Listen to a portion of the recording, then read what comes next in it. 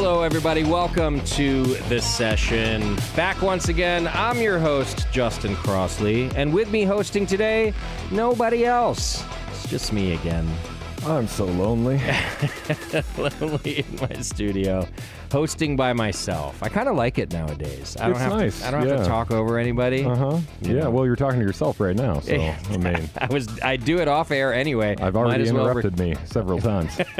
Might as well get paid for it. Sort of paid for it.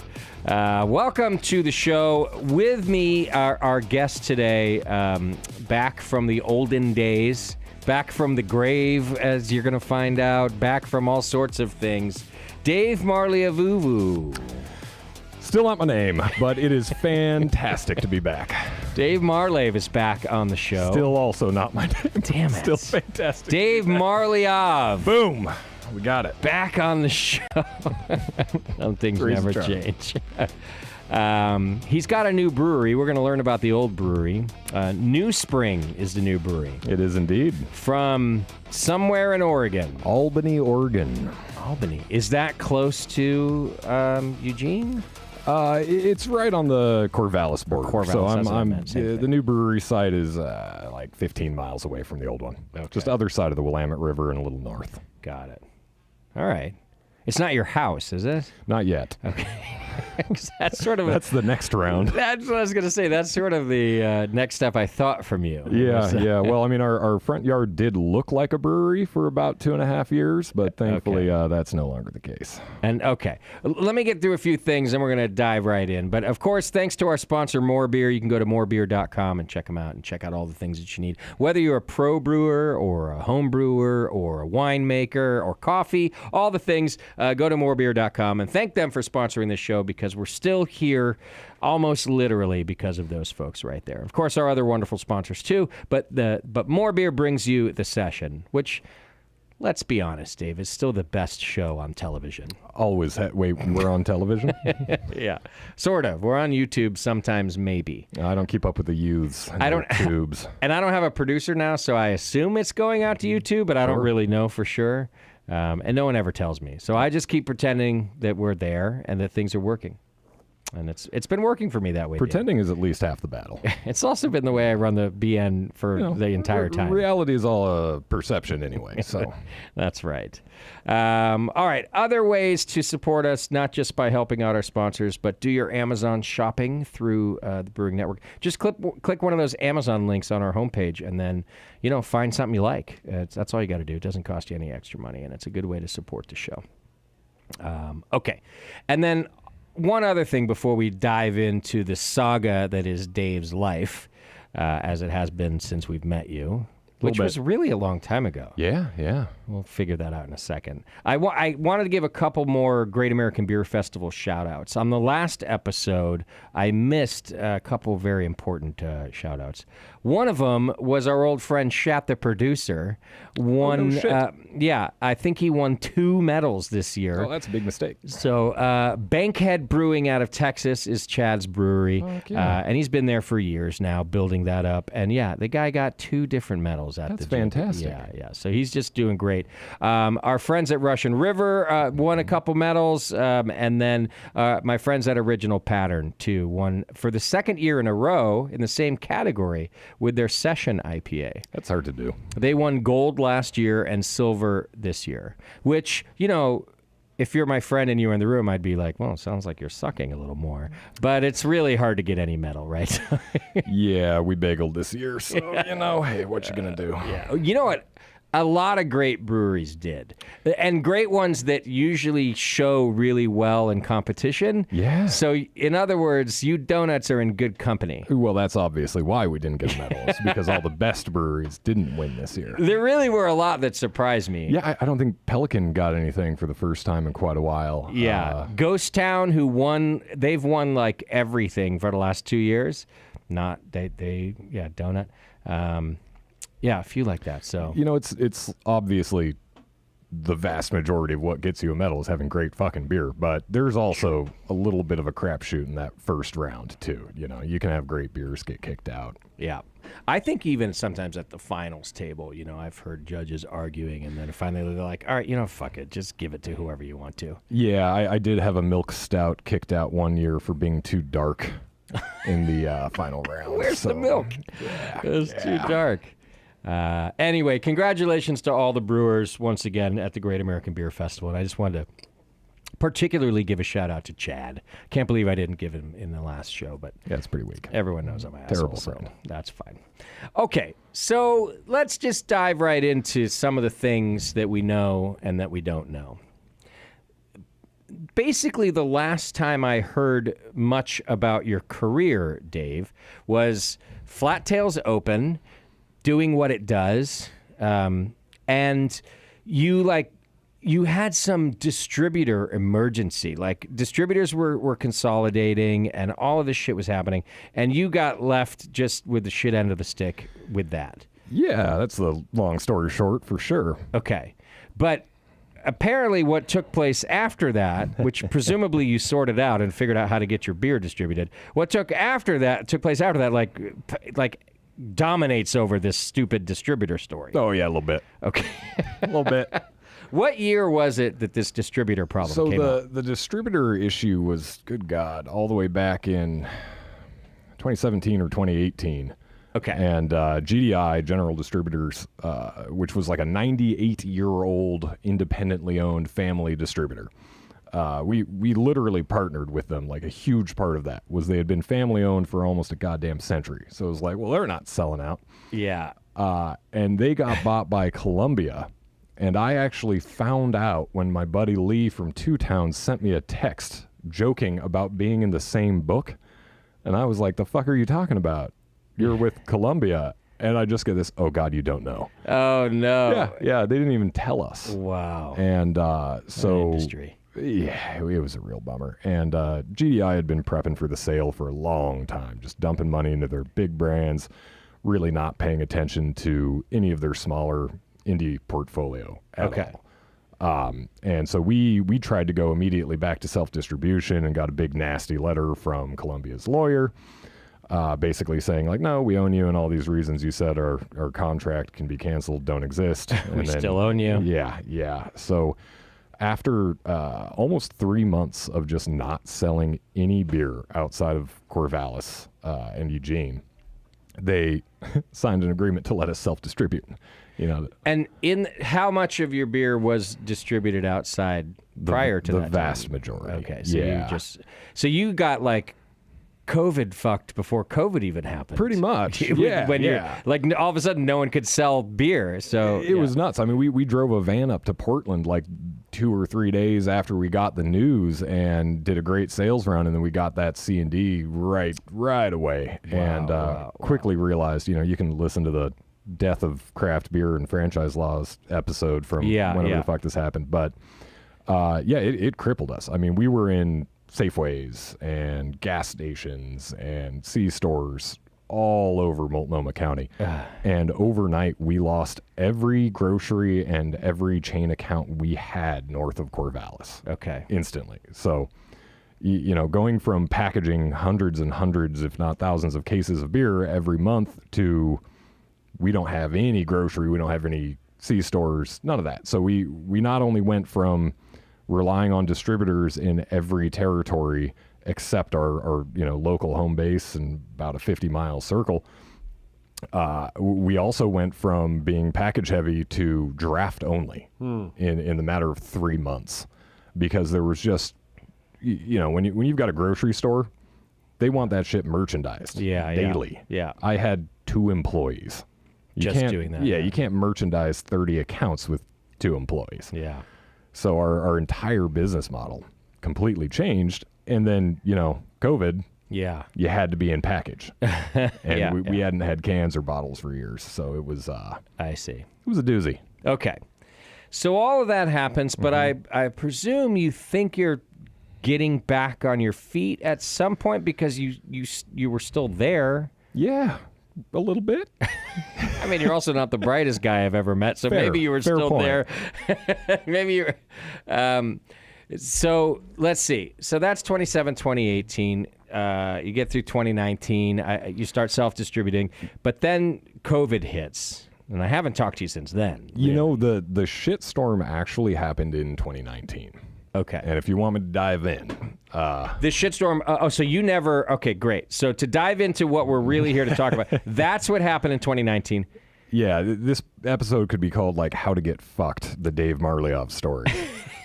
Without COVID, by the way. I think I did get COVID too, but it was early enough that I'm not positive. Well, I just meant that maybe your business didn't even get COVID. Oh, yeah. Because it. I mean, Okay, so 2019 rolls around. You've already dealt with you're now self-distributing again. You're figuring it all out.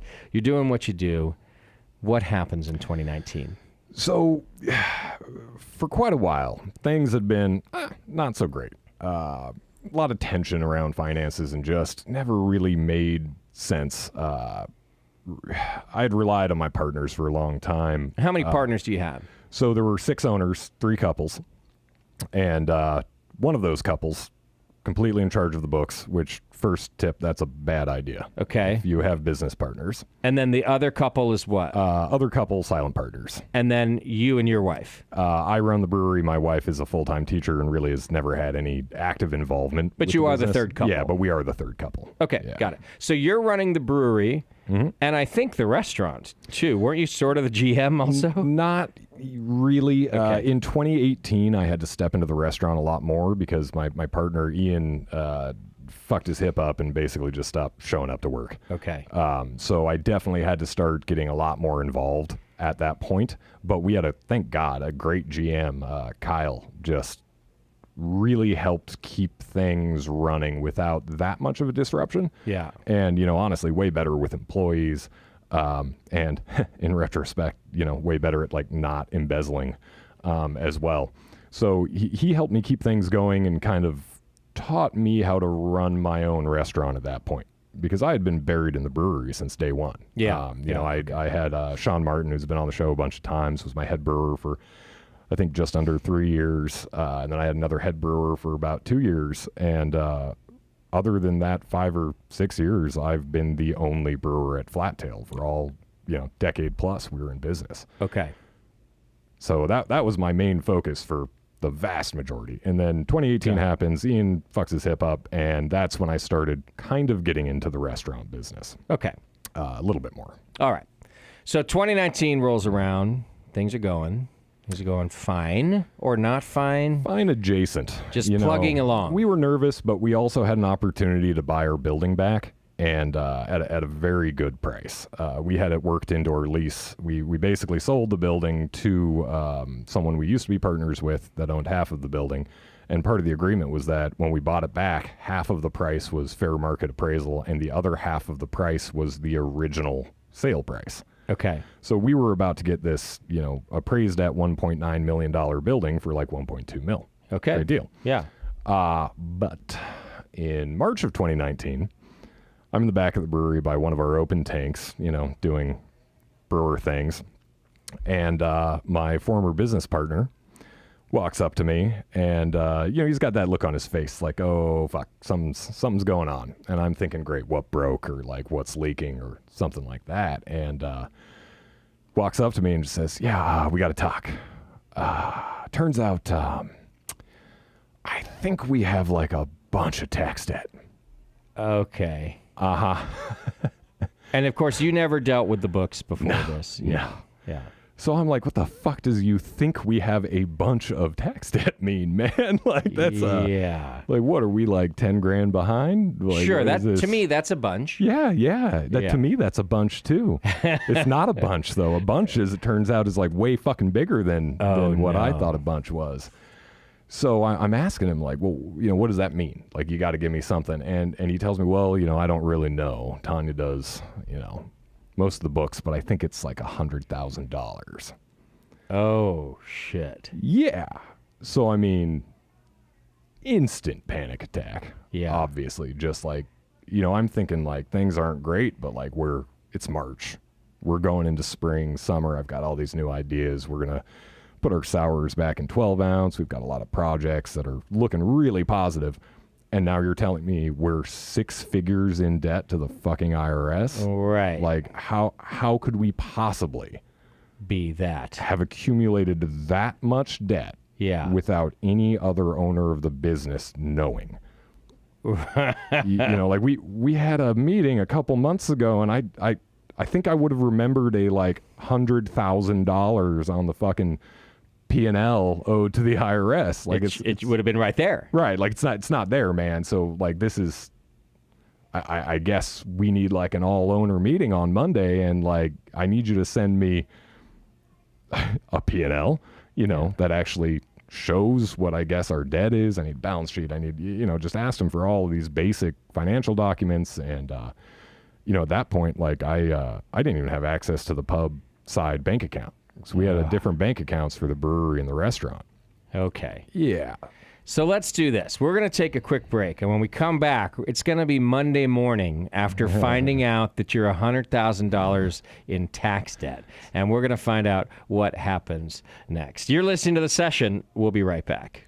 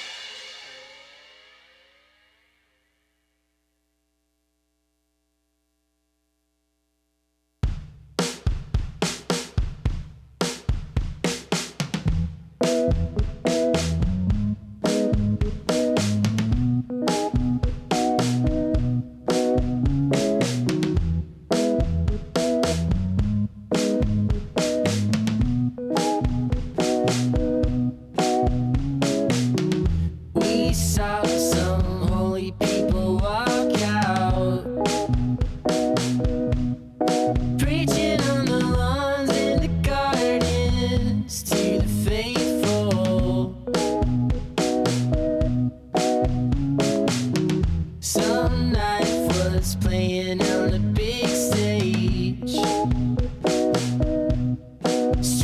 all the right chords for a good mood. Down in the canyon all through the night, 10,000 lives I've lived singing side by side. Why won't you let me break your heart and see the light of day drifting through the dark? And I know that everything is falling off. Maybe it's better to cope instead of fighting it. Why won't you let me break your heart and see the light of day drifting through the dark?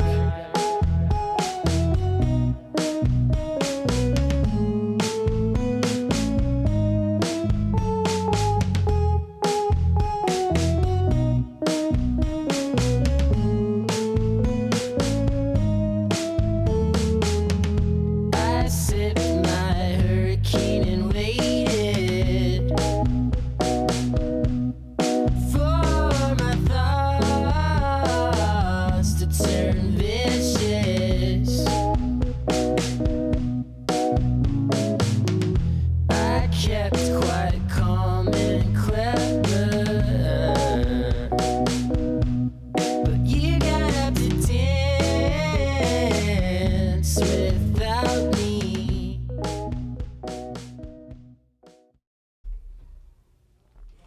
Welcome back to the program. Thanks for hanging out with us. You're still listening to the session. And I am here with Dave, formerly the artist formerly known as Flattail, and now the artist known as the brewer and owner of New Spring Brewing Company. That's it. But we haven't quite gotten to that yet. We'll talk about New Spring when we get there. But so far, we're still at Flattail. It's a Friday afternoon, and you've just been told you owe $100,000 plus in back taxes. Circle gets the square. So you asked for, well, we need a meeting on Monday, and I Yeah. want documentation. That's the one. So what happens over the weekend and on Monday? Yeah, so in the process of winning the lottery in reverse, Yeah. the next day I get a call from me and he's like, hey man, we want to give you all that stuff, but like we want to show it to you in person so you don't misunderstand anything. And I'm trying. I wish you had a recording of the tone in that. Me too, buddy. Me too. Because just the tone alone. Yeah, and like where I was at in my head is obviously something was really fucking wrong. Yeah. But also, And by the way, your two silent partners, you've made them aware of this, I assume. So this is Saturday at this point, and I have not yet because Okay. I'm not. I Still don't know what sorting the it fuck out. to say. Fair. Yeah, I was actually at the grocery store when he called at like 7 or 8 in the morning on Saturday. Okay. I hadn't even told Emma yet at that point because I just kept in my head going through like what do I tell anyone? Yeah. Like I guess we're in a shit ton of debt, but I don't know how or why or when. So he says that and that was like, to me, that was the moment where I was like, the glass shattered and years of not really liking this guy, but being bonded through trauma and honestly, we talk about this more later, really like groomed into being okay with everything that was happening. When he said, I don't want you to misunderstand anything, that was when the veil was lifted and it was like, that's not something someone says if they didn't fucking do this. Right. You're Yeah. fast forward. And let me ask you this. Up until this point, were there no flags or suspicions about these partners of yours running the books in the restaurant? Let me put it this way. And I'm not trying to call you out Oh, for no. anything. You just so you know, I Yeah. mean that genuinely because I'm like a super trusting person actually. Yeah, but I even used to still, be. I'd be like, this is a little fishy. There just were a couple things. I There don't know. were a lot of red flags in Okay. retrospect, and I wish it's not that I don't listen or didn't listen to Emma. It was that I couldn't believe that something could be that wrong. So Emma but knew. she fucking hated them. Yeah, she knew. She knew well before. But in the back of my mind too, when we started Flattail, I was fucking 22. Right. And I had such a laser focused vision and just dedication to the only reason I fucking exist right now is to own my brewery and make the best goddamn beer I can. Yeah. And that's all that was me for so long. In your defense, as crazy as you are the most focused, dedicated, driven 20-year-old I've ever met in my life. I mean, I did win the Dedication to Personal Success Award. Exactly. So, you're a fucking dick for giving me that. It's a real reward right there. Award. But no, I mean that. So, I can see you're just driven and going for it and whatever. Yeah, but anyhow, so there were flags. Yeah, I mean, I prior to, when this happened, I think the most I had ever paid myself, I think I made $25,000 one year. Okay. And every other year was either $0 to $10,000. And you just accepted it as part of building the business. Yeah, absolutely. But, in talking about this kind of process that to me was purposeful, I believe, in retrospect, the whole process was always full of like, yeah, your beer is great, and then, but the business isn't making enough money and it's the brewery's fault. Yeah. The restaurant's doing great, but we have to keep giving money to the brewery side, and that's why things don't work out. But the beer is great. It's that constant like negging and then complimenting and then it really does break you down. And when you're someone who has tunnel vision like I did, and you're so focused on, this is my craft and this is my purpose and this is what I do, and if I do this better, then we're going to do better. And it's all on me. That was the position I really felt like I was in for so long, that I just was blinded to anything else. Okay. Well, speaking of, bringing you up or down, why don't we take a break to talk about your beer that's in our glass right now? Yeah. Tell us about this. This is called Splot Light. Okay. No, it's not a weird sex thing. Yeah.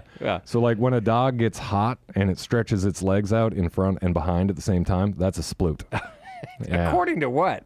According to that's a real Google, thing, veterinary medicine? Google that shit, and you get a bunch of adorable corgis. Okay. Anyone who's ever worked for me or met me for more than 5 minutes knows that I like dogs way the fuck more than people. Okay. This was my favorite thing about Flat Tail, was just like hanging out outside and petting all the dogs as they came by. So sure. Splot Light basically was my latest like Hail Mary, because as anyone who's listened to the shows before knows, I really built my brand on sours, experimental beers, specialty beers, and especially when we pivoted to New Spring.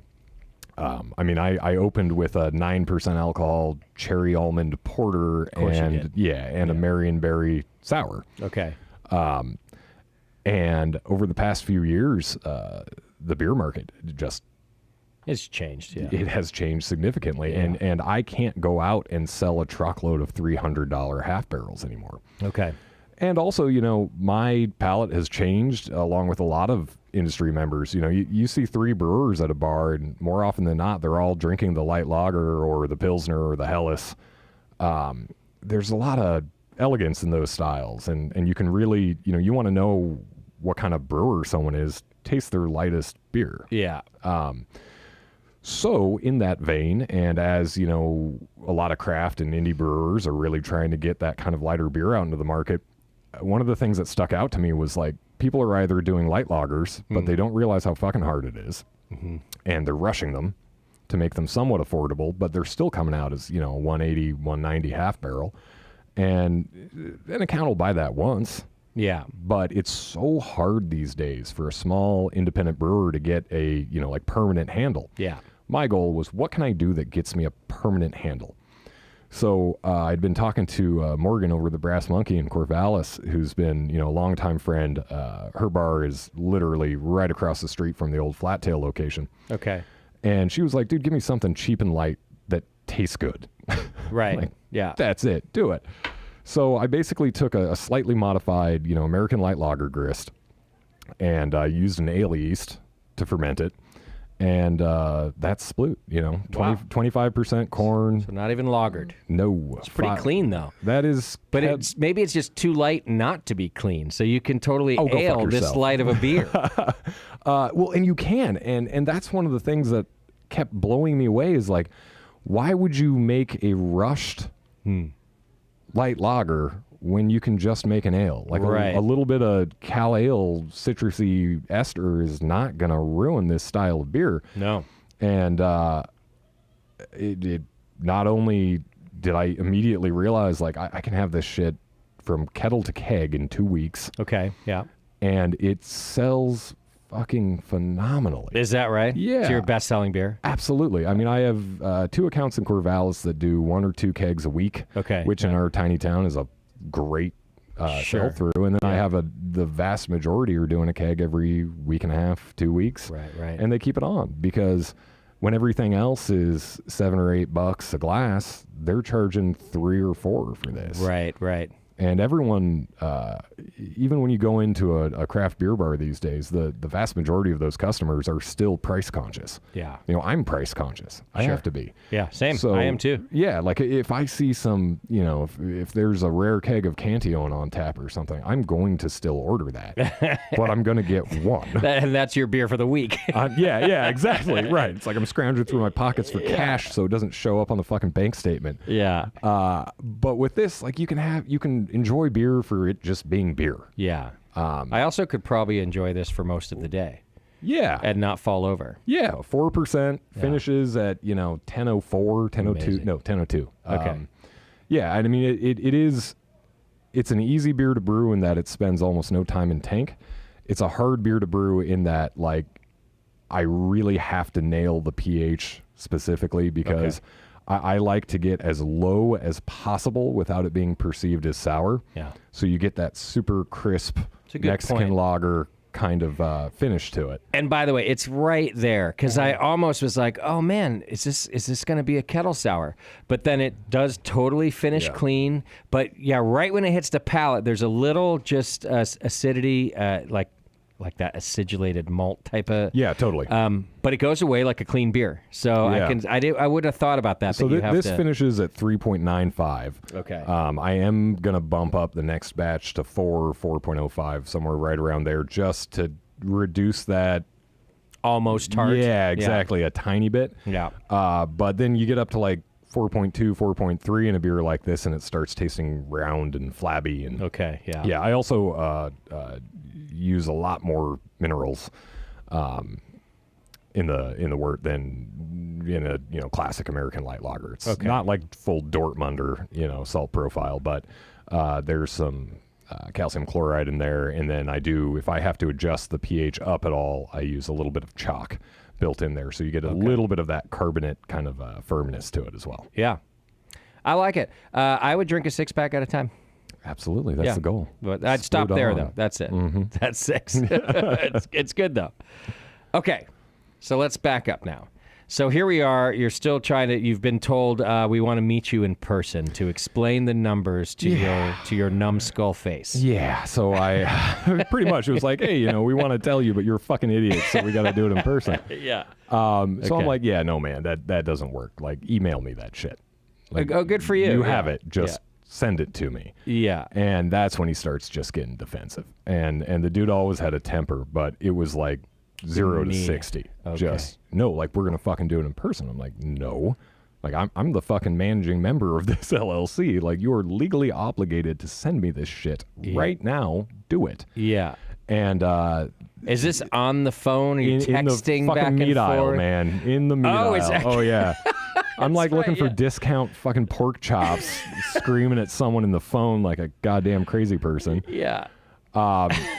Yeah, so it ends with him basically telling me to go fuck myself and hanging up on me. Wow. Yeah. So now, if you weren't certain before, this is as... Yeah. And you must have this, like, stomach-dropping feeling because even... I'm just putting myself in your shoes. Yeah. I'm like, okay, even if my partners are at fault and I'm not, it doesn't matter. Right. The bottom is falling out. Yeah, and tax debt is forever. Yeah, okay. It's as long as fucking Wu-Tang. Like, that shit doesn't go away. Yeah. And so that was when I went out to my car and, like, just sat in stunned silence for a few minutes or an hour. I don't fucking remember. Because you're describing it as that, like, gut punch moment. I mean, it was, I've been through some shit in my day, and that was, just my entire world crumbling down around me. Yeah, there's a Because- song about that, or several. Was that like Alanis Morissette Yeah, or I something? think I think so. I skipped that album. Yeah, it's a good one. Yeah, I'll have to download it on the tunes. Yeah. So, all right, you go home. Though. Yeah, You I to your go home wife and I'm like, you I cry. gotta tell Emma what the fuck is going on, and I still don't know. But at this point, that call gave me enough to Sure. like, okay, this Things are bad. there's something not so fucking kosher here. And yeah, I'll never forget. We were out in our front yard.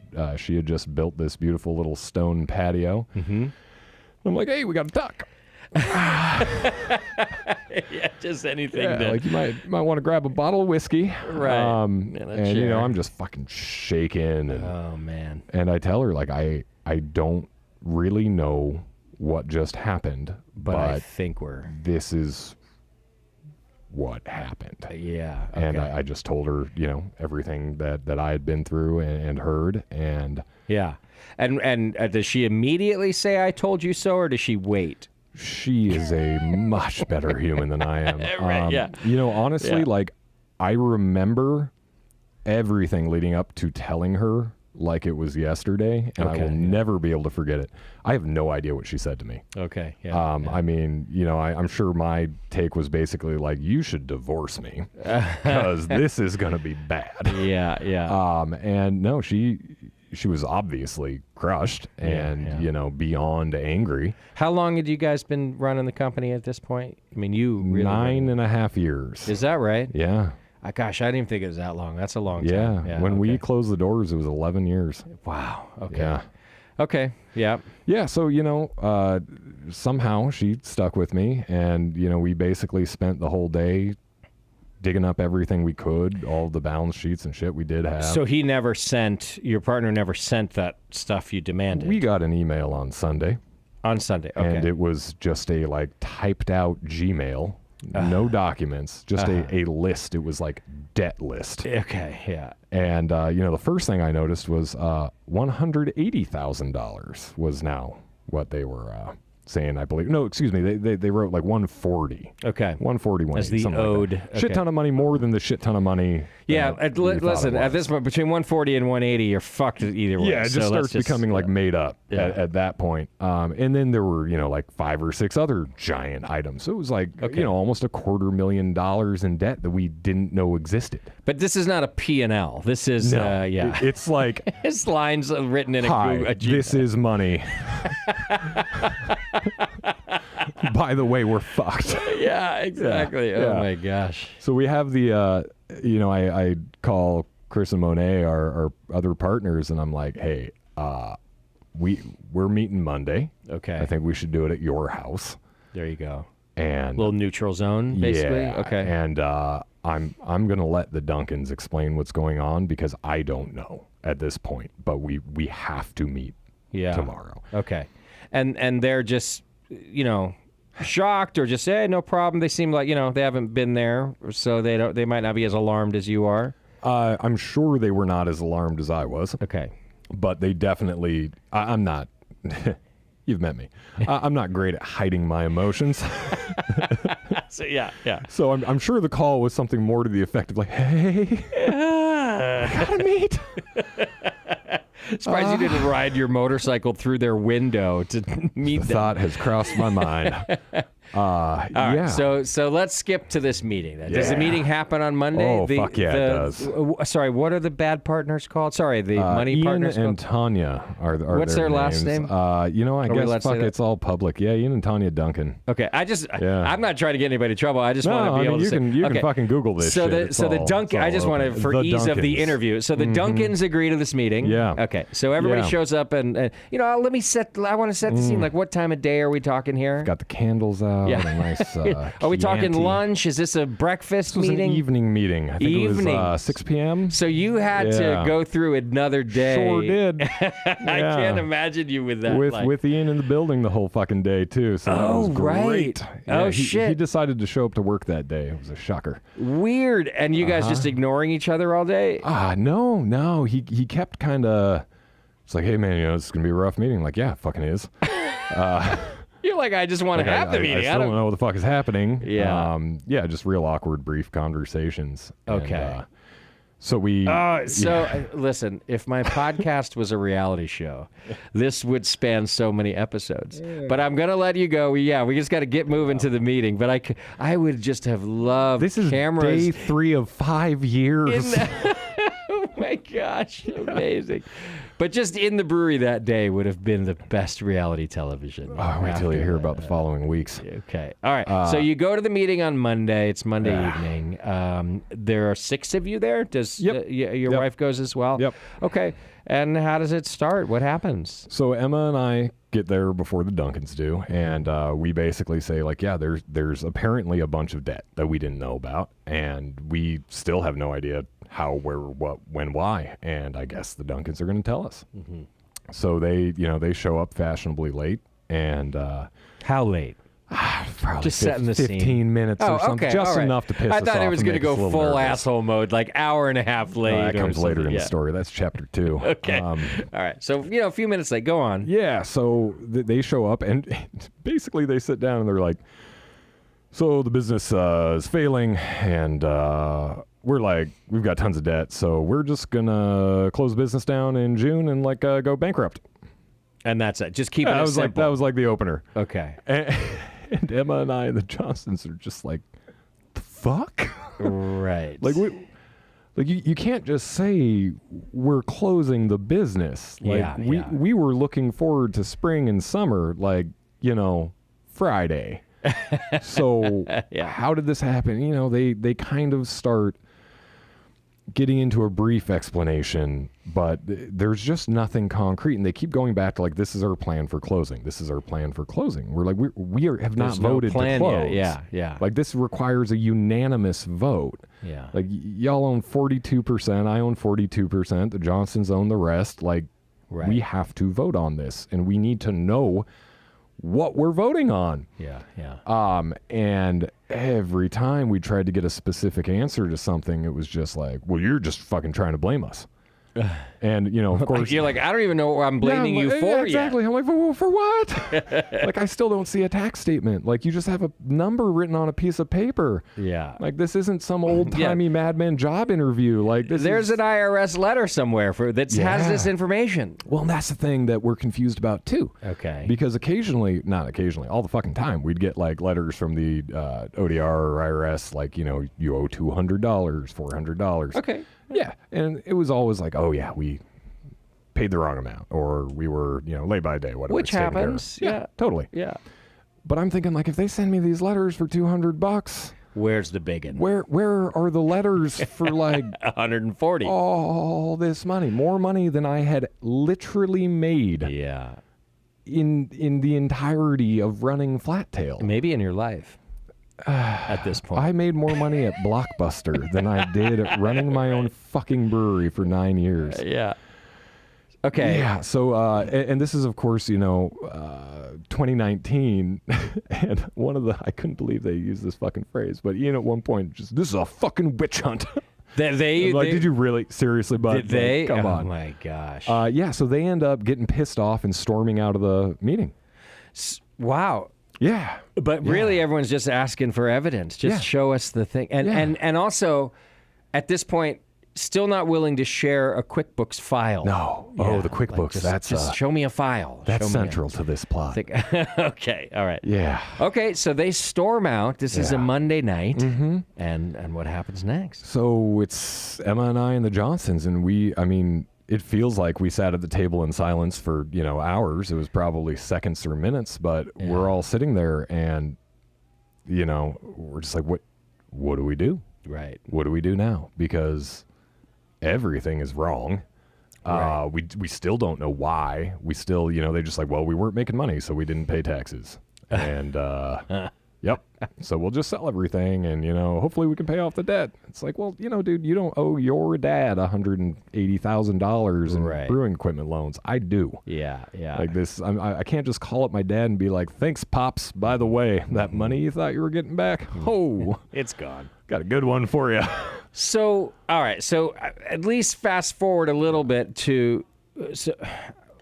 first of all, tell me it's awkward for days, and then, but at some point you have to have gotten to the bottom of something. Yeah. So the next day, Okay, all right, good. I show up to the brewery at like 2 or 3 in the morning, and I just start ripping open file cabinets because my thought is like, People keep things in file cabinets still? these partners are from another generation, Justin. Okay. That was my hope anyway. Because I swear to God, I thought you were going to be like, so I go there and I guess their password on the computer and I dive in. Oh, yeah, trust me, no, I tried, but no. File cabinets. Okay. File cabinets, Anyhow, yeah. hopefully So you found something. I'm just trying to find P&Ls and shit, and I did. I found a bunch of P&Ls. And so that's what I did for like weeks. I Just would show up before them I and- would basically get to work when the pub was closing. Yeah, okay. And just work all night, or I'd get in at 2 or 3 in the morning and work until like 8 or 9 a.m. And put the stuff back so they didn't know that you're basically I doing mean- forensic accounting. My forensic accountant will disagree with that. But you see what I'm saying? yeah. But put everything back so that they didn't know you were doing it, I assume. Yeah, I mean, it wasn't like a conscious effort to like hide it. It was like, these are my files. Well, Like, I I'm understand gonna try that, to but look I'm for it. thinking that you're maybe trying to keep them from hiding them from you. I so you're did at least not want to be in the room with them at Yeah. that point because it was clearly a veil had shattered. And, for me, that wasn't just the reality of this money being owed. It was the reality that this motherfucker that was in my fucking wedding party did this. Yeah. Probably. Oh, and of gosh. course, we don't know. We don't have concrete evidence at this point. But it's pretty goddamn obvious when people react that way. Yeah. So I wanted to... Well, but I guess you're saying that, but I still don't know what is obvious, just so you know. To me, it's obvious that something is fishy and that there's like tax evasion that they're pissed off about you questioning them about. Yes. I just want you to know that. So at this Sure. point in the story, I'm that dumb. I'm just like, the only thing that's obvious is that they've done something fucked up. I mean, when you've worked in the same building as someone for a decade, you get pretty comfortable with their tells. Yeah, And, okay. it was the personal side of things, but it was also just everything we're asking for is so easy. Yeah, All of this yeah. stuff is available, and it should be on site in the brewery. So what do you find in these file cabinets? The first thing was a bunch of P&Ls and balance sheets, and looking at those and then going back to the ones that had been emailed, and like this is the same quarter with different numbers. Okay. That's not a thing that should happen. Got it. Yeah. And so over the course of the next couple weeks, I had a conversation with my warehouse manager, Jim. Like, I need you to find anything in any cabinet that says anything about tax debt, anything about any debt, just anything with a negative number on it. I need you to give that to me. Yeah. And he was actually the one that found some of the first, not red flag, like fucking red sail ship. Like the whole goddamn thing is painted goddamn red. And that big first document was this printed out email, which why Tanya did this at some point is still beyond me. But it was this multi-page email back and forth with our accountant about basically like how do we get rid of the debt from these other businesses we own. Oh. Yeah. And it was every business except Flat Tail. Oh. Uh-huh. And then there's like a list of credit cards, and there are 12 credit cards. And some of them have like credit card for La Bistro, but really for this business. So they were cooked books. They were really like the definition of two sets of books. Yeah. So long story short, like one of the biggest things we ended up finding out is a lot of what they were doing was they had this central payroll company that they owned. Or That at least they owned. Yes, that's what it was billed as. Okay. And I'm kind of jumping forward and backward at the same time. My but Italian senses are starting to there you tingle. go. Yeah, you're getting some good business ideas, aren't you? Yeah. The payroll shell company. Okay, go on. So they had this DCV, Duncan Culinary, who also owes us money. And it was our understanding, and this is how it was billed to us, that like they have this central payroll company. So all of their restaurants are paid out of this one company. All employees of all of the restaurants are employees of DCV. Okay. So that way, if someone at Flat Tail needs to cover a shift at Aqua, they can do that without having 2 sets of paperwork, Okay. all that. And, you know, the appeal Still being sounds young like and fishy, naive. but- Oh, yeah, fishy as fuck. This is one of those red flags we're talking about. Yeah. Yeah. But, you know, again, at 22, Yeah. Okay. this doesn't mean anything to me. I'm thinking, like, great, I have people to manage the money for me. I don't know Right. shit about It's that. I pretty just want awesome. to make beer. Yeah. So what they were doing is they were taking money ostensibly for, like, taxes and payroll. And that went to DCV. And then it was supposed to go to the relevant agency or the employee. What they were actually doing was taking money from Flat Tail way in excess of what we actually owed, and then also not paying taxes. Yeah. Oh, so the tax bill in some part of the story is also going to be real. Oh, yes, but I was expecting to hear that the tax thing's nothing. It's just a bunch of embezzlement or No. something. But no. but thankfully for us, the tax bill is for DCV, not the brewery. Got it. Yeah, so they were telling us that we were behind on these taxes, and that's why we never got the letters. Okay. Because it was their company that Got legally it. owed the taxes. Wow. Yeah. Hey, real quick, if you need a great brewing software, go to beersmith.com. You can get your free 30-day web trial. Beersmith 3, it's amazing. You also can brew like Dave Marley of Vuvu with Beersmith brewing software. There's a new button. Just click on embezzlement check, and it does a little scan. Beersmith is fantastic. It's in Beersmith 3. By the way, that was the smoothest transition that? ever, like butter. I'm trying to do the new, like, just throw the ad in wherever, Oh, I even love if it doesn't fit. Yeah, no, great. Thank you. Beersmith will not steal money from you. Exactly. Probably. Beersmith will Brad Smith and Beersmith will never steal money from you. In fact, he's so secure in his product that he gives you a free 30-day trial. Oh my God, you did it again. All right.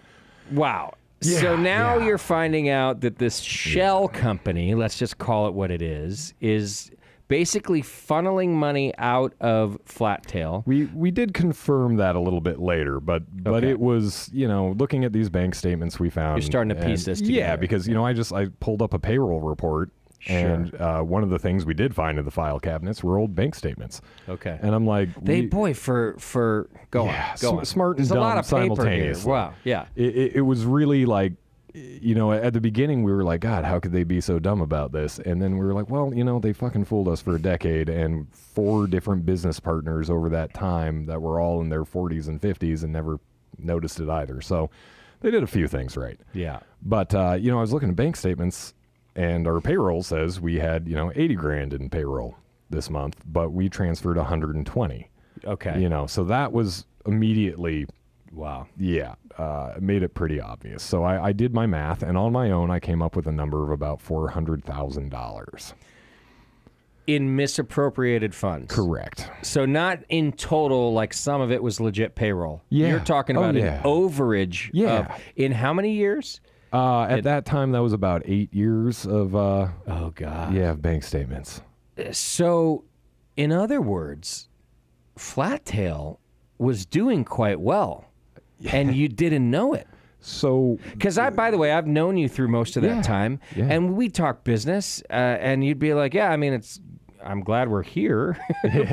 but as you've said on this very show, I've maybe taken home $10,000 Yeah. total. So, but you guys, you might have actually been able to get paid all those years. This is like simultaneously a silver lining and the most painful part of this whole thing. And you know, one of the first things I did when we won our case was call up Kyle and Dave and George, you know, all of the people that were like, and Jim. Jim's gonna fucking be real pissed if I don't mention him. Also, in case you're playing the drinking game again, Jim, misled. Oh, It's misled. 4-shot. By the way, this is the new definition of getting misled. Oh, fuck yeah. Real hard. I can't believe you invented it and then reinvented it. Yeah. God. But, you know, looking back, it's like we did do it right. And not only did we do it right, looking at these numbers, like 2012, and also we could not get any concrete, like, paperwork, bank statements, et cetera, before 2012. Yeah. And the first 2 years we were in business, you know, I would guess that was probably when the majority of this was happening. You were probably doing great, Yeah, but but they were telling you things weren't great. Yes. And again, like as a super young guy, and on one hand, I'm not going to defend myself because I was naive and I did miss a lot. But also, anyone who has ever been in a situation where they have been set up or groomed like this can attest to the fact that it really doesn't take a lot when you believe in something or you want to believe in something and you see success. And that was the key, was we were always so close, but not quite there. Right. And that was what kept things moving. It's a great story. That you're so close. Exactly. Just and, keep it up. I'm seeing, 600 cases going out the door, but I also knew that we were selling, $9.99 six-packs, and the margin on that was nothing. Did you ever, and again, this is not me trying to call you out on anything. The more you preface that, the more it sounds like you are. Did you ever look at the daily numbers at the restaurant? At the and brewery, be like, yes. oh man, we did, At the restaurant, I got handed reports. Okay. Yeah. And, and I'd see these huge days, but then I'd also see bad days, November, December, January, and February. It is very easily explainable in a restaurant that, because look, and you hear it in the news, those of you listening who aren't, restaurant owners or whatever, how small the margins are, right? And it's true. But it's also easy to go, well, then why does anybody do it? There's clearly, we know some rich people who own restaurants, and that's all true too. But what I would say is the $400,000 that you ended up accounting for, at least at that point in time, that's a great profit for a one-owner business, right? Like, that's the margin. And it's so tight that you could easily see that embezzled away and not notice if you're talking about a span of time. And I'm genuinely giving you some credit here, because that is how slim the margins are. That like that amount of money over a period of time, shit. Yeah, it's just how it goes. I was seeing new things happening in the restaurant. I was seeing money go into the business, from an outward look. Yeah. So nothing was shocking in those first years, and that's when the vast majority of all of this theft happened. Right. I see. So it really did. Yeah. I mean, 2012, we probably would have netted $250,000. I mean, we were able to find over, if my memory serves me, which I think it does, over $200,000 in direct theft in just that year. So much money. But also, they were also taking out these huge unapproved like shark loans. Mm-hmm. So they would take out like $100,000 at 30%. Without having signatures from the other partners. Right. Which, was not legal by our operating agreement. Sure. We didn't know about the vast majority of these loans. So shady. Yeah. So not only was there all of this actual money missing, but the interest on these loans they were taking out was massive. Right. We could have been we might have been, probably were, one of the most profitable brew pubs in the fucking state in the early 2010s. Wow. I mean, no one was bringing home hundreds of thousands. I think you bought me lunch dollars there like twice, and I felt real bad about it. That's how tight I thought things were, because I'm used to that too. That's how tight I thought things were. Same here. And I'm like, man, thanks for the cheeseburger, Dave. I only had to cut off a pinky for that.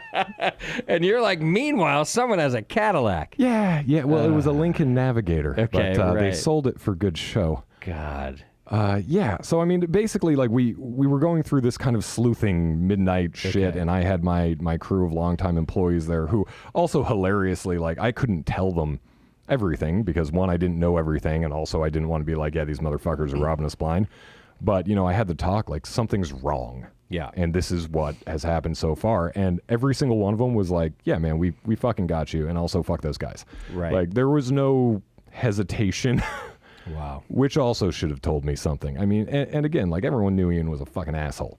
But you opportunity, and you just go for it. Well, and people forget that, like, the con in con man is confidence. Yeah. These people are boisterous and exuberant, and you want to be around them, even if you don't really like them. That's how they convince you to do this shit. Totally. So we're doing our sleuthing, and we're pulling up documents, and that lasts basically March through about the first week of April until, and back and forth emails. And at this point, we've already contacted a lawyer. They don't know that, but we've got one on retainer. And things are very heated between the parties at this point. But everyone's still working together. Kind of. I mean, Yeah, Ian wasn't really doing much for the past year. But the so- restaurant's open. Yeah, and, it's open. He's coming in for an hour or two every day. Okay. He even went back into the kitchen and was like flipping burgers one day, and everyone's just like, "What the fuck are you doing here? Like, you putting on a good show. Yeah, like, you bro. don't know how to do this anymore. Come on, man. yeah. No one's buying this." And so we eventually got to a point where we were like, "You need to get the fuck out. Like, Okay. obviously something is wrong here." And they refused to resign, went back and forth a bunch. Yeah. And then finally, we got them to basically like send an email saying that they were resigning as managing members. Okay.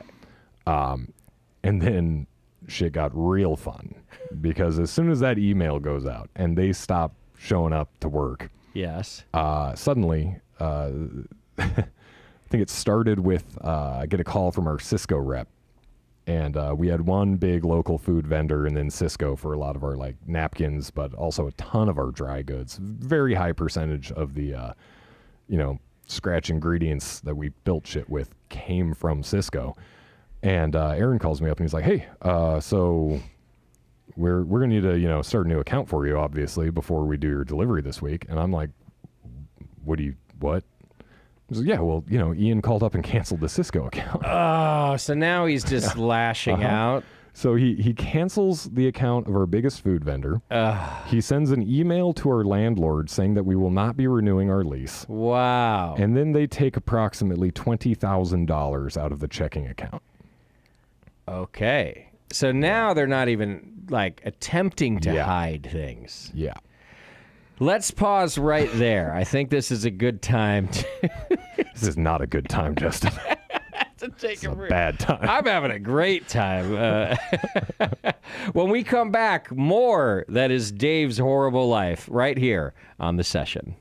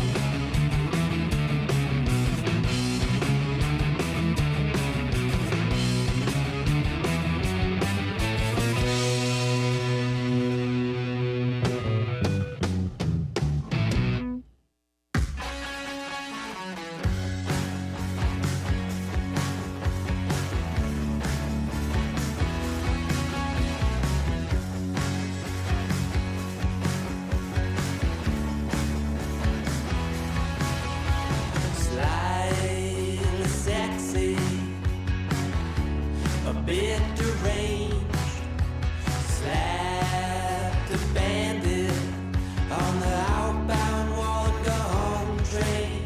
You're an unsolved mystery, constantly challenging me, but I wanna hear it all.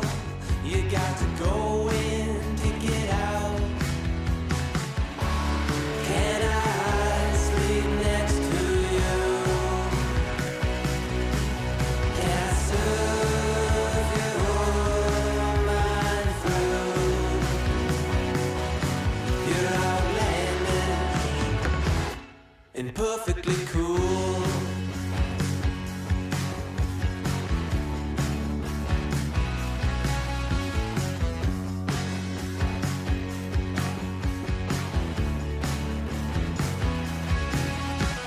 Hey Jack, where you been? There's no ice, but have another gin. And get the car keys, pack 'em in. I know they're crazy, look at 'em shouting into the wind. I love the kind of crazy shouting into the wind. Can I sleep next to Welcome back to the session. You're still hanging out with me, Justin, and my guest today, Dave Marliov from New Spring Brewing. New Spring. Did I get it right? Yeah, you did. Oh, and The name Marliov. too? Yeah. Okay, good. So don't A get, for effort and results this time. don't get used to it. I won't. So before we go on with this story, and I promise you, listeners at home, I'm going to get us through to the end of the story. I like details, but I have to do a little segue right now because no Brewing Network show with Dave is complete without a little bit of chaos, right? And so those of you who've been listening for a long time know that I think on Dave's first appearance, or after Dave's first appearance to be fair, the wallet phone was invented. And that's when your brewer at the time, Sean Martin of Ninkasi Brewing Company. Hi, Jamie, Sean's boss. got so hammered at that show that he picked up his, we found him on the street calling an Uber with his wallet held to his face. Oh, come on, man. You gotta That do was this. basically it. JP found him in an alley eating bean dip with his fingers. But not before And finding then him. Oh, you asked him if he was driving home. yeah. And he's like, And "No." he said, no, I'm going to call a cab. And he couldn't find his phone. So you asked him if he wanted him to, call his phone. And so you call his phone. Yeah. And he fucking pulls his wallet out And puts it to his answers face. his wallet. There was like a whole voicemail of you like, no, your phone's in your pocket, but you're talking to your wallet right now. So wallet phone was invented. So there's that story about Dave. And then Dave has been known to get tattoos like for no reason at all, and usually for a dumb reason, to be honest with you. Yeah, hey, there's a reason. It's just real fucking dumb. So I thought it would be funny if Dave and I got wallet phone tattoos on tonight's show. And I'm not talking about, henna here. On my face. It's right fucking there. So I've arranged for a tattoo artist, my girlfriend, to be honest, to tattoo us with wallet phones. What do you think, Dave? Are you in on this? Yeah, why the fuck not? And are you going to get in trouble again when you get home, like you normally do when you come to the Brewing Network? Let me just look at my phone real quick and see if Emma's texting me right now. Don't do it. Please don't do it. Oh, Charlie from Chicha Brewing in Salem, who was a guest on your show when he was working for Logston. Okay, He yeah. says that he's nervously eating his mustache again right now. Yeah. Well, as a matter of fact, if you think I'm lying, the tattoo artist is walking into the studio right now to set up a... Hi, person I just met. So I think that toward the end of the program or during this conversation, we are going to get wallet phone tattoos. And I'm going to do it with you this time. This is how committed I am. And you're getting it on your neck, right? I'm getting it as a part of the deal. teardrop on my face. I actually haven't decided where I'm going to get it. I have to get it in a place that's conducive to still being on the microphone, which sucks. I think that means I have to get it like on my arm or something. Yeah, I don't really want it I there. think you do. If I'd it's going rather on my fucking arm, it's going on your fucking arm or face. But your arm is again. full of dumb shit already. What are you talking? Well, yeah, your logo's on there, so that's fucking true. Yeah, so there's exactly. That was Susie's fault. But I can't even just drop my pants and get it on my leg because I'm also at a bar that I own that doesn't even have an HR department. Yeah. And it's the office of the people who work here. Do you have a stamp yet? I mean, is that a thing? That's a Oh, possibility. God, a little tiny wallet phone right in the center. Love it. Love it. That would be pretty funny. Uh-huh. It's going to end up somewhere that I can get it covered up anyway, let's be honest. We'll do that on the next show. My girlfriend's a tattoo artist, so I can just get this done. All right. So I just want you folks at home to know that at some point during tonight's program, we're probably getting wallet phone. Yeah, for the record, I had no fucking clue this was happening. Right, yeah. This is just yet another bad decision in a series of bad decisions. I don't know why you keep coming I down love here. you, Emma, baby girl. You know you're my world.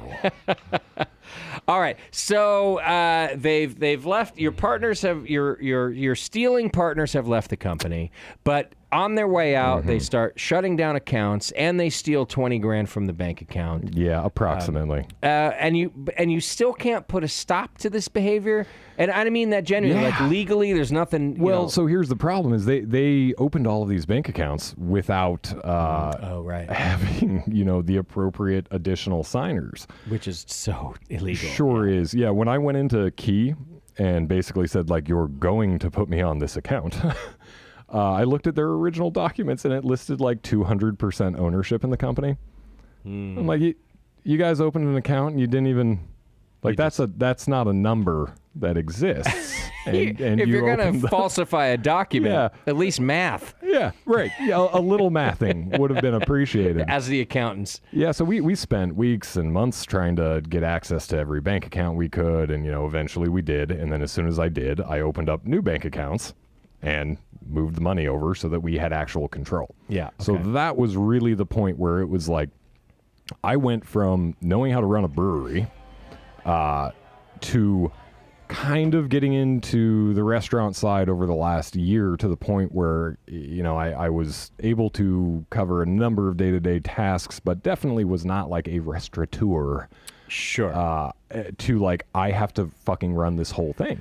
Wow. Yeah. And it wasn't like I have to fucking run this whole thing. Oh shit, I got to tell my brewery is working overtime. Like I did not have a head brewer. I didn't have an assistant brewer. yeah. Yeah. So I was producing 100% of the beer for Flat Tail while also now learning how to like oversee the restaurant operations. Right. And our head chef at the time, George, did a killer job helping us out. Kyle was absolutely incredible. Jim kept the warehouse running. Dave kept the beer sales going. So it was not something I did alone by any means. Yeah. And our entire staff was incredible. I still am friends with a ton of our staff members. Years later, I was lucky enough to have employees that had worked for me for, the entire 10 years Right. when we closed down, a number of them. Yeah. Yeah. So I had a great crew, and Kyle really ran the restaurant. But obviously, at this point, I was no longer willing to have someone just like do shit while I fucked off in the brewery. So yeah, it was a hell of a trial by fire. Yeah. And at first, we felt great because we're looking at the money coming in, and we're making money. I Yeah. took a paycheck for a month, which was awesome. Right. Bought some groceries. Actually, things are actually working. Yeah, and April, even with the $20,000 that just went disappearing from our bank account, like we Yeah. were paying all our bills. And then May, we got a couple surprise bills Yeah. that were a setback. And then June, we got a couple more surprise bills. Okay. And then it really quickly became apparent, like, this list is not the list. I see. We had, $5,000 for ODR from this quarter, $5,000 from this other agency, These are $5,000 taxes and here. government stuff. Okay. Taxes, vendor bills. We had like I believe it was $60,000 owed to one of our independent vendors. Wow. I mean, just huge sums of money. I see. So we're taking all of this profit that should be going into the savings account for winter and having to dump it into this ever-expanding list of new unknown debts. Yeah. And, you know, by August, it was like, this is not going great. Right. You know, we were still making it, but we had no idea when the surprise bills would stop coming. Yeah. And they just didn't. Okay. And, you know, we had one of the slowest fall and winters ever in Corvallis at that point. And this was very much pre-COVID, but we were already starting to see a slowdown in the industry. I mean, 2016 was kind of like the peak. Yeah. And it really started crawling down after that. And then winter of 2019, COVID fears start rising. And the second a whiff of, you know, a global viral pandemic came out, people in a, you know, largely liberal college town stopped going out as much. Yeah. Well before we knew the name COVID. Right. You know, people were just not going out. And, you know, it was every restaurant in town. Just dried up. Yeah, worst winter. And January hits. We actually, my in-laws had this timeshare and paid for us basically a room in like France for a week. I had never been to Europe. It was my longest vacation since we started Flat Tail, and I think of all time at that point. We went for 10 days. I bet you didn't enjoy 1 hour of it. It was fucking amazing. Good for you. Oh my god, Paris for you. kind of sucked. Like Fuck that. Paris is amazing. Dude, fucking Emma, like she can do the accent. She learned a bunch of French before You we don't went. have to do that there. I sound like fucking Brad Pitt in Inglourious Bastards. I'm like Bonjour. Yeah. Like, give me one of them crescent rolls. But Vincennes, the little town we were in, was amazing. There was this like You stayed in Vincennes. Yeah. Is that how you say it? Yeah, Jesus, one of this my is why best they hate friends me. lives in Vincennes. Yeah, there was this little Belgian beer bar right by where we stayed, and we went there every night. Just incredible time. And then on our flight home, this is a little fun side story. We had been talking to the couple behind us a little bit, and they were traveling from China. And the husband and the couple ends up like blacking out on the plane and having like major respiratory issues. And the flight attendants keep saying like, oh yeah, he just had too much to drink. And his wife is like, he had 1 glass of wine. He's not drunk. Okay. Like there's something wrong with yeah. him. Like this is not. And then like straight up out of a movie, they do the, is there a doctor on board? Oh my God. And I'm like, okay. I played one on This seems TV. a little weird. And we get back, and I was fucking wiped out for 3 days. Could not get out of bed. And then ended up getting what, you know, I now am fairly certain my doctor thinks was long COVID. Oh, no. Yeah, so all of 2020. Oh, well, this is okay. Yeah, was basically also with long COVID, so that was fun. Did Flat Tail close in 2020? Yeah, so we get back from our trip, and Oh, so it was open while you were gone. yeah, Okay. yeah. I mean, we were gone for a week over yeah. Christmas, Yeah. so we didn't miss too much. Got it. And January was just beyond painful. Okay. February, super painful. And then by February, obviously, everyone started to get scared. Yeah. Because, you know, we had... Sure. It's easy to forget how little information there was. Nobody knew. when And this by all March, started. it was sort of mandated. that Yeah, it was everything like shut fucking down. everyone's going to be zombies, maybe, or it's Yeah. nothing, maybe. We have no idea. So you close in, what, March 2020? You close in February? March 16th was Yeah. our last day. And then you've never opened again? No. Yeah. And, you know, people kept like, well, why don't you do to go? And I'm like, my fucking overhead is like $80K a month. Yeah. Like, I cannot possibly sell enough to go chicken tenders and Yeah. cheeseburgers We're to just- make it's 80K. over. Like, Yeah. this is not possible. Yeah. So we had this like handshake deal with our landlords at the time. And I had told them, like, listen, we have a 140 seat restaurant. That is not something that's going to exist anytime soon successfully, like in our world. Yeah. So I wanted to move into just the brewery half of the building. We had a 10,000 square foot building. I basically wanted to keep, I think it was like 3,500 or 4,000 square feet. Just the brew house. Yeah, just brew house Well, and enough space yeah, in the yeah, back, like obviously. receiving bay to set up a little like a speakeasy kind of tasting room thing. So like 3 days after I have this handshake deal with one of our landlords, we get an eviction notice. Oh, shit. Okay. Yeah, just literally came into work and it was posted on the front door. So they weren't as cool as they were at the Apparently handshake. not. Yeah. Okay. Yeah. Yeah. So that then turned into 30 days to get the entire brewery and restaurant cleared out. Wow, okay. Literally would not give us any extra time. That's crazy because it's not like someone else is moving in. Building's there, still empty. right? Oh, see, that's really fucked up. Mm-hmm. Man, Yeah. that's your life, is what that is. Yeah. Yeah. And, it was crazy because I didn't really ever, I still haven't really had time to process that whole thing. Yeah. You want to do Because that on the air right now? You want I'd me to rather ask you not. some I've been to a lot of therapists. I'm an ugly crier. Yeah, I mean, I can get to the bottom of Yeah. this pretty quick. No, trust me, I know where the bottom is. Don't want to go there. Yeah. There's not a long enough rope. That's fair. Yeah, so like I spent the first 2 days basically thinking it was a mistake. I'm like, this must have been just for the restaurant side. Yeah, Like, maybe it was just a like, paperwork it was a, thing. clerical error. Yeah. Quickly find out it's not. Because you called them and said, hey, or, Yeah, the landlords never answered their phones. And then I, after calling many, many times, got an angry email from their lawyer saying, like, no, you talk to us. Okay. So, I told them, like, this is a 10,000 square foot building that we've been in for 11 years. Yeah. I can't get all this shit out in 30 days. And they said, like, cool, well, Whatever's left, we own. yeah, we hadn't paid rent for, a month or two at that point. And they were like, yeah, just give us all of our back rent, even though COVID, help was about to come, and would have paid them back in full for that. Totally. And I was like, yeah, I obviously can't do that. And they basically said, well, great, this is your day. Bonehead move. Yeah, so it was, I worked 16 hours a day every day that month, minimum, except for one. I took one half day because I was What'd you do on that half day? Did you get drunk? Slept. Okay. and probably lots of gin. Yeah. I turned into like an elderly British woman when I'm sad. I could see that. Yeah. Can't do the accent though. Don't ask. That's fine. So yeah, it was like me, Jim. Lots of employees came to help. So let me get to the bottom of this. Let me sum some of this up here. So you got to get out. The landlords say it's over. You've been dicked over by the partners. You don't know where that's going to go. There's basically bankruptcy all around. But you're taking all the equipment out.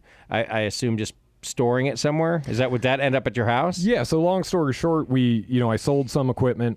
And then for the brew house, I ended up meeting the new owners of Calapooya Brewing in Albany. Okay. Which, ironically, the original owners that they bought out were the original founders of Flattail with the Duncans. And then I ended up buying those guys out to own Flattail. Okay. And, Caitlin and I sat down and I was like, you've got this new business that you bought and you have probably like the worst fucking brew house in the state. Okay. I have this beautiful equipment and nowhere to put it. Yeah. Can we figure something out?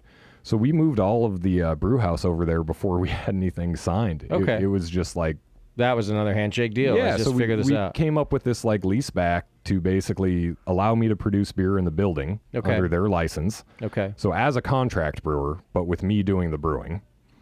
And this is still in 2020? Yeah. Yeah, okay. Yeah, so we somehow get all of our shit out there. Charlie came down and slept on my back porch for like a week. Okay. Between Jim, Charlie, and I, we rigged every tank in that building ourselves, except for the two that Two Towns bought, which Two Towns cider up there. Yeah. They hired a professional rigging company that dropped one of our tanks and broke our glycol lines. Whoops. Yep. Thanks for helping out, John. Yeah. Yeah. So we got everything out. Okay. So your plan then is to start a new brewery project with this equipment that you own, right? Yeah, on a and much there's clearly smaller no scale. dispute from your embezzling partners about who owns what equipment. You're just taking it, right? Yeah, I mean, we didn't have time to really come up just with what it is. that much of a plan. Okay. Yeah, it was like, okay, this is, I got a hold of Chris and Monet, like, this is the plan. I think this is what we're going to do. So at that point in 2020 is when New Spring is born, like literally right after. Yeah, and I didn't know. We skipped over the part where we filed the lawsuit in June of 2019. Okay, So and I that's when it figured was that was officially good. filed. And of course, Yeah. we'll jump ahead. We don't Yeah. need every dirty detail. No. But let's do that now. Essentially, you in what year? 2022. So 2020, 23. we you were finally getting all, win this lawsuit. Yeah, this last June. So June of 23. So immediately a lawsuit's filed, of course, between you and the other couple that's on the good side against the plaintiffs. Green lightsabers. Yeah. And so, but this lawsuit goes on and on as they do. Yep. And then you finally have your day in court this past June. Yeah. And what happens there? Holy fucking shitballs. Yeah. It was the most bizarre experience of my life. And it was actually our second time going to court. Okay. Our original trial was scheduled for January. And the morning of trial, you had mentioned QuickBooks earlier. We were never able to get the full QuickBooks files. All we got were the condensed versions. Yeah. So basically you see monthly totals, but no individual transactions. Yeah. Well, suddenly the day of trial, like 2,000 plus pages of QuickBook files are miraculously found. Yeah. So we had you have to delay. Yeah, we were forced to be the party that Of course, delayed. because you've got to look at all that. Yeah, and thank God we did because we found a shit ton more money. Right. So we finally get back to trial. And, this is hundreds of thousands of dollars in legal fees later. Yeah. We remortgaged our house. I had to borrow more money from my dad. Basically, I've already gotten my inheritance, and it went to our fantastic legal partners who are great. Okay. And it was 5 days long, 8 hours a day up until Friday, which I think was 14 by the time we got the verdict. And I mean, I don't even... And the verdict is? The verdict is unanimous on over 30 counts of 9 charges against the Duncans. Yeah. And they dismissed every counterclaim against us unanimously in addition. Wow. Okay. Which is like something that doesn't happen. Well, unless it's that cut and dry. Right, yeah. You just don't often hear about civil trials where, we met the burden of evidence to convict them in a criminal trial. So that's what I was going to say. So this was a civil trial. Yeah. Because my next 9 question jurors. was, so there was no legal repercussions for those two. As far as... like criminal, sorry, there's no criminal repercussions for those two? At this time, there are not. Okay. But that's still an ongoing possibility? I'm not going to comment on that. God, I hope so, because I'm furious already for you. Are you angry? But on Good. the civil side, yeah, you're right, yeah. But on the civil side, so you win on all these counts, which means what? So the judgment awarded to us was $532,000 in damages. Okay. Between legal fees, sanctions, we won 2 different motions for sanctions for the shit they and their lawyers pulled. The total number, I can't remember off the top of my head, but with interest, fees, everything, it's approximately $1.45 million that they owe us. Okay. And will you ever see one penny? I fucking better. Do you think it's possible? Absolutely. Oh, good. They bought a brand new house. In cash. Oh, this in is the middle great. of the lawsuit. Because of your shitty luck, which is worse than my really shitty luck. Don't say that to me. I thought the end of the story is like, and anyway, they file for bankruptcy and they live in the Cayman Islands. Like, I mean, that still is a possibility. Yeah, right. But we're fighting them through bankruptcy court now. Right. Okay. Yeah, which is an entirely new lawsuit. Yeah. So I can't talk about all of that because it's now ongoing. But we will follow them to fucking hell before we give up on this. I'm sure you will. You can fucking take Do that they one to the still bank. live in your town? They still live in my house. I say that preemptively. Okay, wait, what? No, because, I want to take their house. That's the fucking joke. Come on, man. You lost it. I was like, no, because your stories are so crazy. And I'm like, do they rent a room from you? They just squatted. Yeah. I figured it was no big deal. Yeah. I made another mistake. Okay. Yeah, no. So we will. We so they expect still this. live right there, just living their dream, living their life. Yeah. Making, fucking shit ton of money working at the Corvallis Country Club. This is infuriating. Yeah. Do you want to change our tattoo right now to something to do with murdering them? Want? Yes. Should? Yeah, right. That might go bad in court. Yeah, a little bit. He has a tattoo of us being murdered. I was drunk, Your Honor. Judge my goodness. Yeah. Wow. Jesus. Yeah. Okay, so, but you finally win this suit after years of it going on, a couple years of this going on. Wow. Couple, 2, 3, 4. And in the meantime, you start New Spring, which is essentially a contract brewery, but you're the brewer? Yeah, so originally we were going to set it up as an AP, an alternating proprietorship. By the way, pour us another one of your beers. Oh, shit, we should do that. We haven't even gotten through your beers yet, too. So... By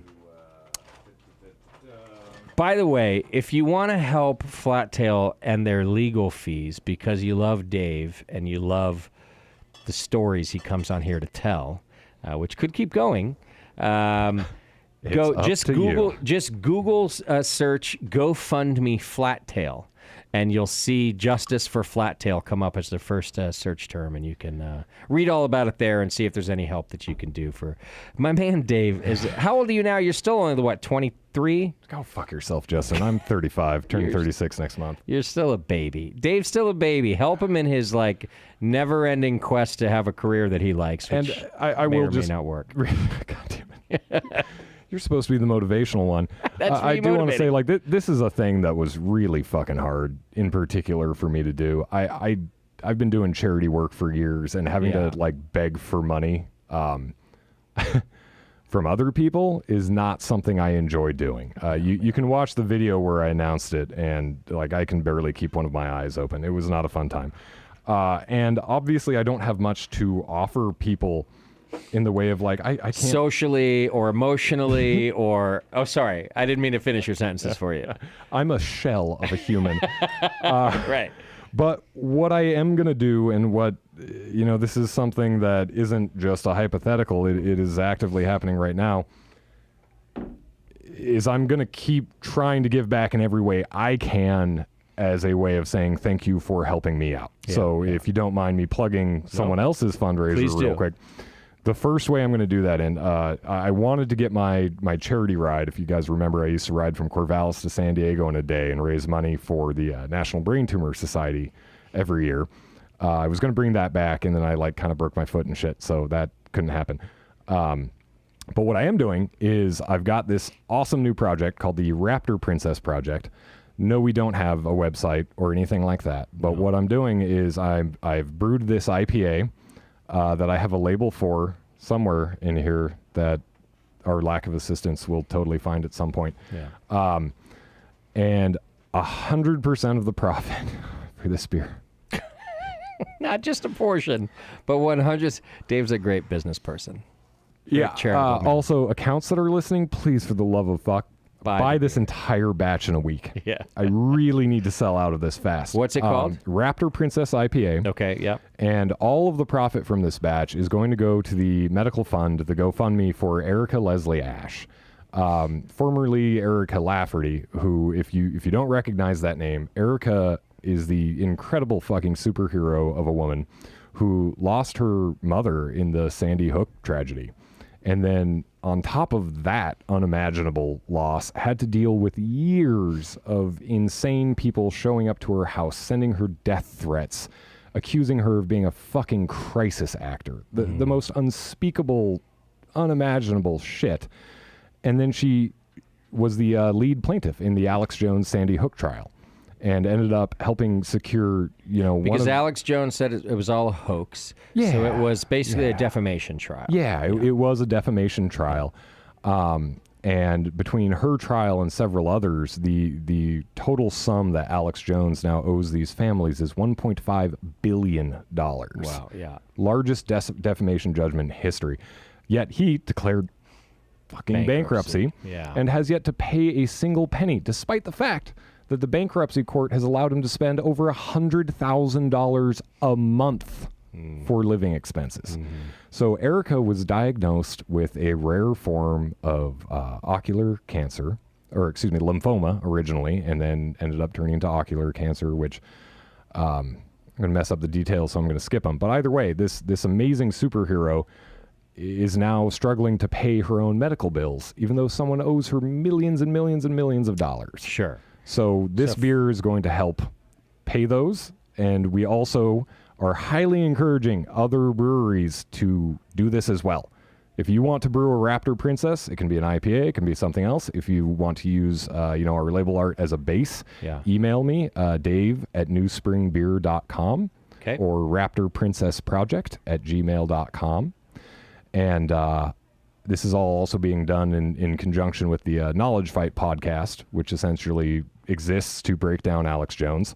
Okay. Dan from Knowledge Fight was actually an expert witness in the trial. Okay. In the depositions with Alex Jones, helping the lawyers figure out what he was like lying about. Amazing. Good. Yeah. So that's how I'm going to try to give back to lessen the burden of shame and guilt for asking all of you to give also me a fuck ton of money. There you go. All right. All right. Let's do that. Also, tell me about the beer that you've just poured us, and then we're going to take a break because I think we're ready for our first tattoo as we wrap up this story. But go on. What's in our glass? So this is Polka Prince. It is a fest beer. So it's about, I want to say, 90% Environment Extra Light pills. The remainder is Vienna malt, lagered, fermented at 48, lagered for 9 weeks after that. 2.5 hour boil, no caramel or anything like that, and it's 100% naturally carbonated with the German Spunding technique. Oh, yeah. Yeah. Was that just to save money or just going for the full traditional thing here? All of the above. Yeah. So Nicely done. actually, More Beer Pro, Oh, yeah. where you should always go for both homebrew supplies and brewery shit if you don't have a local homebrew shop, Thank you. has Spunding valves. At the time I bought them for like $180. And what these do is it's like a PRV that allows gas to escape at a very constant metered pressure. So you set it for 2 PSI. It allows the tank to get up to 2 and then off gas anything else. So I'll, once I get past the original blow off, I'll throw the valve on and ferment at about 1 or 2 PSI through the bulk of fermentation. This isn't, you can ferment under pressure to speed up fermentation. That is not a positive thing. What I'm doing is fermenting under a very, very small amount of pressure to kind of slowly get the yeast used to it. And then when I'm down to the last like 10% of attenuation, that's when I start cranking it up to 8 pounds. And then when I'm almost at the end, I'll crank it up to about 12, 13, or in this case, 14 to get all of the carbonation. So I'm able to get 3 volumes of CO2 100% naturally. Saves money on CO2. Obviously way better for the environment, but you get a much tighter lace. You get a better head quality, especially if you don't hand bottle these and then put them on the back of a motorcycle and drive down to the studio. But it's something I do to some degree in all of my beers, and for lagers, generally I carbonate 100% that way. Well, even for motorcycle beer, it's delicious. I like this beer. It's great. Yeah. Nice, dry, crisp finish. Yeah, and this is a collaboration with Common Fields Corvallis. Dave Delisky, my old sales manager, is the GM there, and our good buddies Jake and Cherish own the place. Also a huge help throughout the past several years. Okay. All right, let's do this. We're going to take another quick break. Sounds delightful. When we come back, we're going to get the remainder of this story and learn as much as we can about New Spring while we have time, and get tattooed, I think. Yay. Hang in there. It's the session. We'll be right back.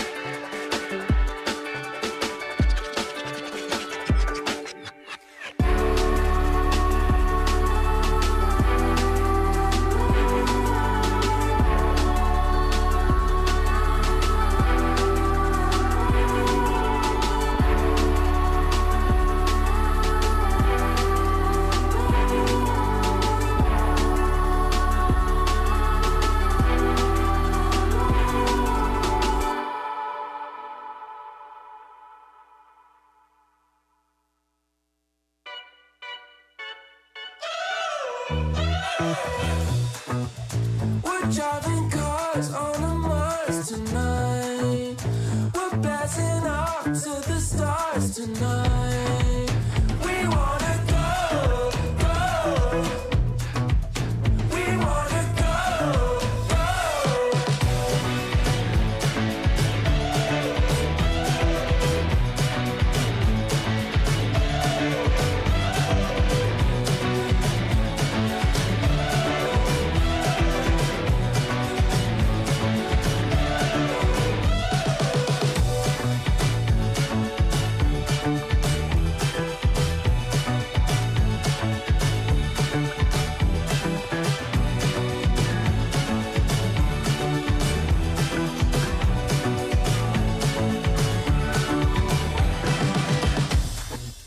We're driving cars on a Mars tonight. We're blasting off to the stars tonight. We wanna go, go. We wanna go, go.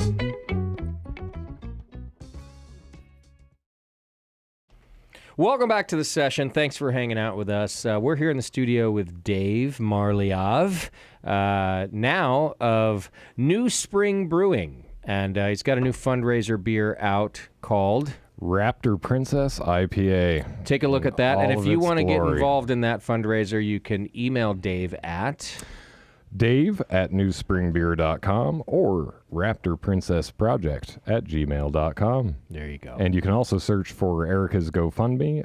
It's Lafferty, or Help Lafferty Beat Lymphoma on GoFundMe.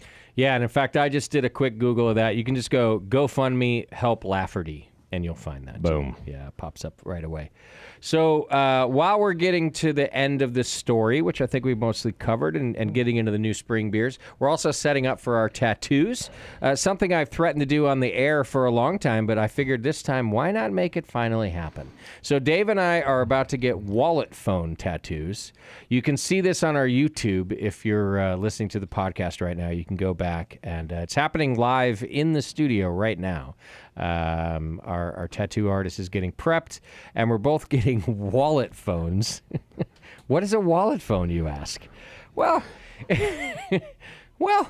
it's when you've had a few and someone's calling you, and instead of pulling out your flip phone, you pull out your flip wallet and you hold it to your face. Who would do this, you ask? Pretty much everybody on Flattail's team at the time of at that recording. So when Dave came in and I said, hey, do you want to get tattooed on the air today? I said, I didn't even thought about what we want. And Dave just looks at me like I'm an idiot. And he goes, wallet phones. So Emma, I just want you to know, this was Dave's fucking idea. Whoa, hey now. It was my idea to do the tattoo, Yeah, but okay, the I'll wallet take that. phone was Yeah. was Dave. All right, so as that prep is happening, we'll get on with the story. But things sort of, now you're just in limbo. You've won the lawsuit. You've been awarded a grip of cash that you may or may not ever see. I really hope you do. We're gonna fucking get it all. And it's like your life's mission now to just make them pay. Yeah, pretty For well. what You know, you're I owed. mean, my life's mission is to eventually live out in the middle of the woods with no one else but my wife and dogs and maybe a cat. But my plan B is to just spend the rest of my life getting every fucking penny of this money Out of them, as you should. Oh, and there's a criminal lawsuit happening as well, or Nope, there is not any criminal charge or anything going on to my knowledge right now. I know this is poking the bear, and I know you're going to be like, yeah, duh, but that seems crazy to me. How can a judge find all of those things to be true, right, in the civil lawsuit, and there be no criminal case? I don't... Well, the state has to bring a criminal case. Okay. Which they very much can and very much might do. But at this time, it's low on their priority list sort of thing, or... Yeah, I mean, we have not, reached out to the DA or anything like that. You know, my logic is I want to get my fucking money first. Yeah. They've got high-paying jobs. This is a good time to not push that. However, obviously, you know, we do think that they should face criminal charges. I mean, they embezzled hundreds of thousands of dollars from their friends, even... in my opinion, family members through some other business relations. I mean, all of this stuff is obviously criminal in nature, particularly because, you know, most of the charges were related to fraud. So that is very much something that could still happen. Yeah, okay. God, I hope so. God, you and me both, brother. I don't know how you sleep at night. I will say this, Dave. You've been through a lot. You're now, what are you, 19 years old? Yeah, and 17. you haven't... This is all illegal. At your age, with less stress, I think I was covered in gray hair. I mean, they're popping in. They're getting there, but you're doing great, man. Yeah, I'm just trying to say you're doing great. Yeah, I mean... Maybe you hold it inside. My doctor has only told me that I'm literally dying of stress 2 or 3 times in the past year. Okay, so, right. Yeah. Cortisol levels, great. So let's dive. Why don't we dive into the new brewery? So you start let's do that. You start it right after the shit hits the fan, basically. But so it's been a few years now, and how's it going? So, I mean, New Spring was essentially, first off, New Spring is the same LLC that, Flattail always was. So we are really essentially the same So with your same silent partners too, or yes, yeah, so that's same cool. silent partners. Yeah. And it was really created as like this. We need a placeholder so that we can keep paying off debt. I can keep brewing beer, and we can get through this, because obviously us having to declare bankruptcy would not have been real conducive for winning a lawsuit. Sure. Yeah.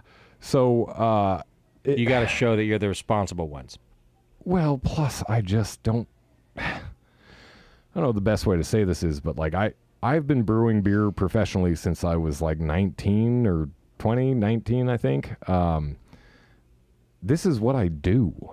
Yeah. And one of the hardest things through this whole process was like losing the love for the beer industry because of everything that had happened to us. Right. But what I didn't lose was the love for actually making fucking beer. That's what I do. Okay, I'm just looking at the. We just got this. your. If you're Yeah, watching on yeah, YouTube sure, right that'll now, work. you can see it all. By the way. Yeah. The wallet phone has just Well, been the buttons placed. are on there. May as well go for it now. What do we think? Do we like the buttons? The question we're trying to figure out is, does it look enough like a wallet phone?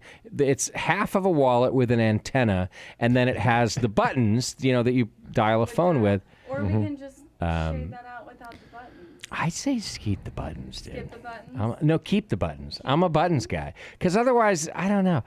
Although then it's almost just going to look like a. This I is like the how it's funny the part. two of you having the discussion about what to do with the tattoo on my fucking arm. Yeah, you're fine. Just shut up. Dude. That said, like, yeah, just fucking do something, and I'm good with it at this point. Well, because here's what I think. Well, here's what I think. No one's going to know what the fuck it is anyway. Absolutely. You and I are going to know it's a wallet phone, and that's about it. And in that sense, I say keep the buttons, because that makes it funny. But in that For the sense, other it's person, like if we remove the buttons, but then it just looks like a wallet with a weird stick sticking out of it. Here's my philosophy on tattoos. Like, I got some good ones, I got some bad ones. Yeah. My first tattoo was a line from Antigone that I got for my brother while he was going through like a painful divorce, but everyone thinks it was for like a high school girlfriend.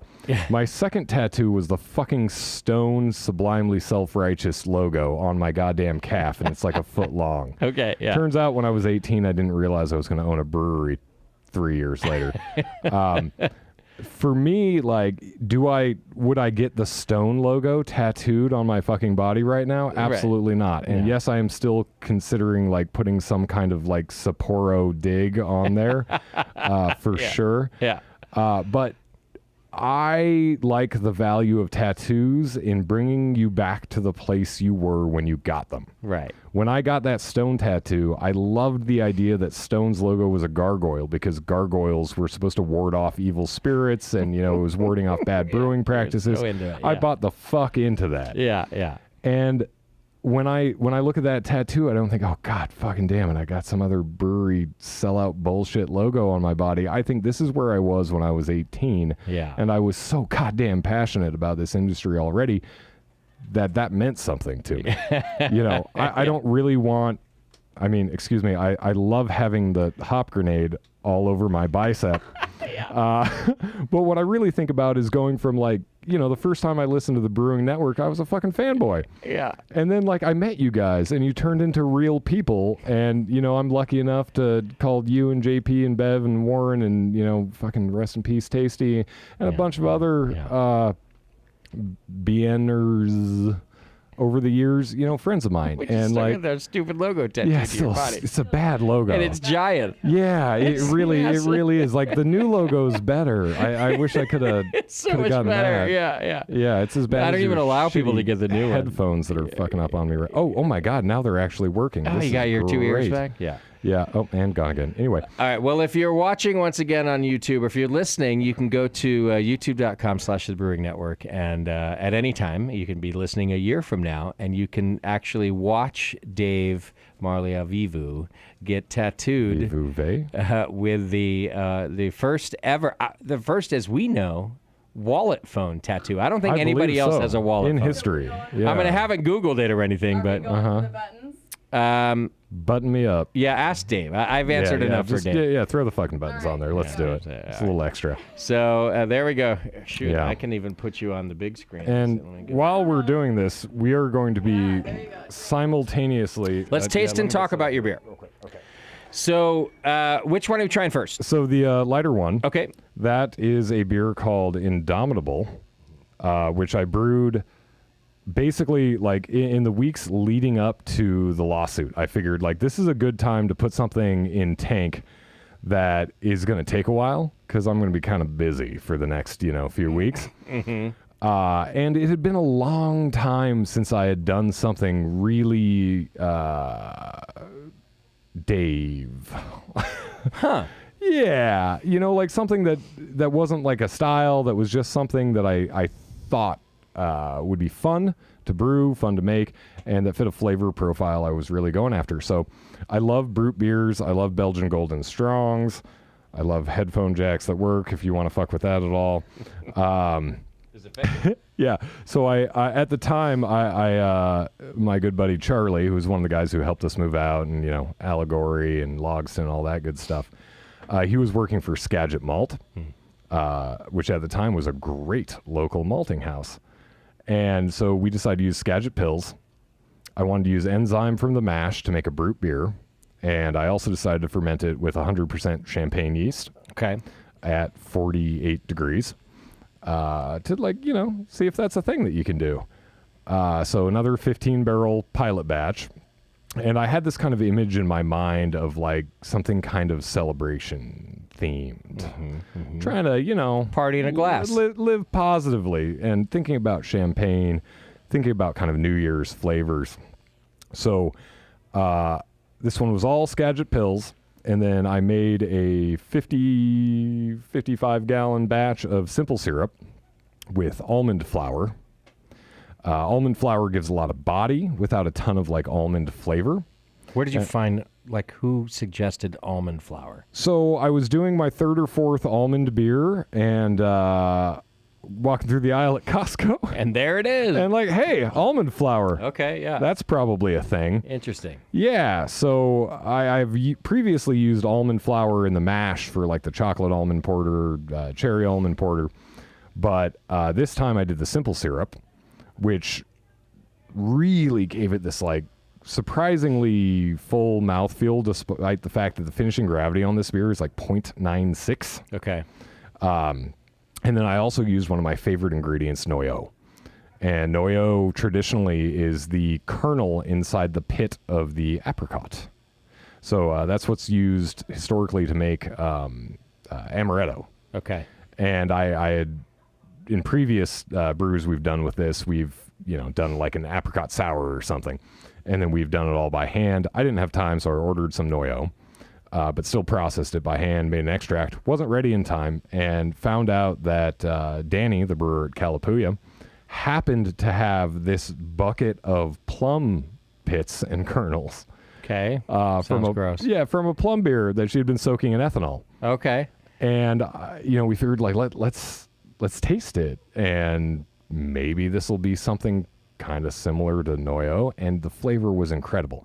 Noyo traditionally has like almond, lilac, and just these really subtle but awesome notes. And you don't get a ton of it in the beer. I wanted to keep with the kind of Belgian tradition of like spices, but you can't put your finger on anything. Okay. So it's finished with Noyo extract, also 100% naturally carbonated, and 11%.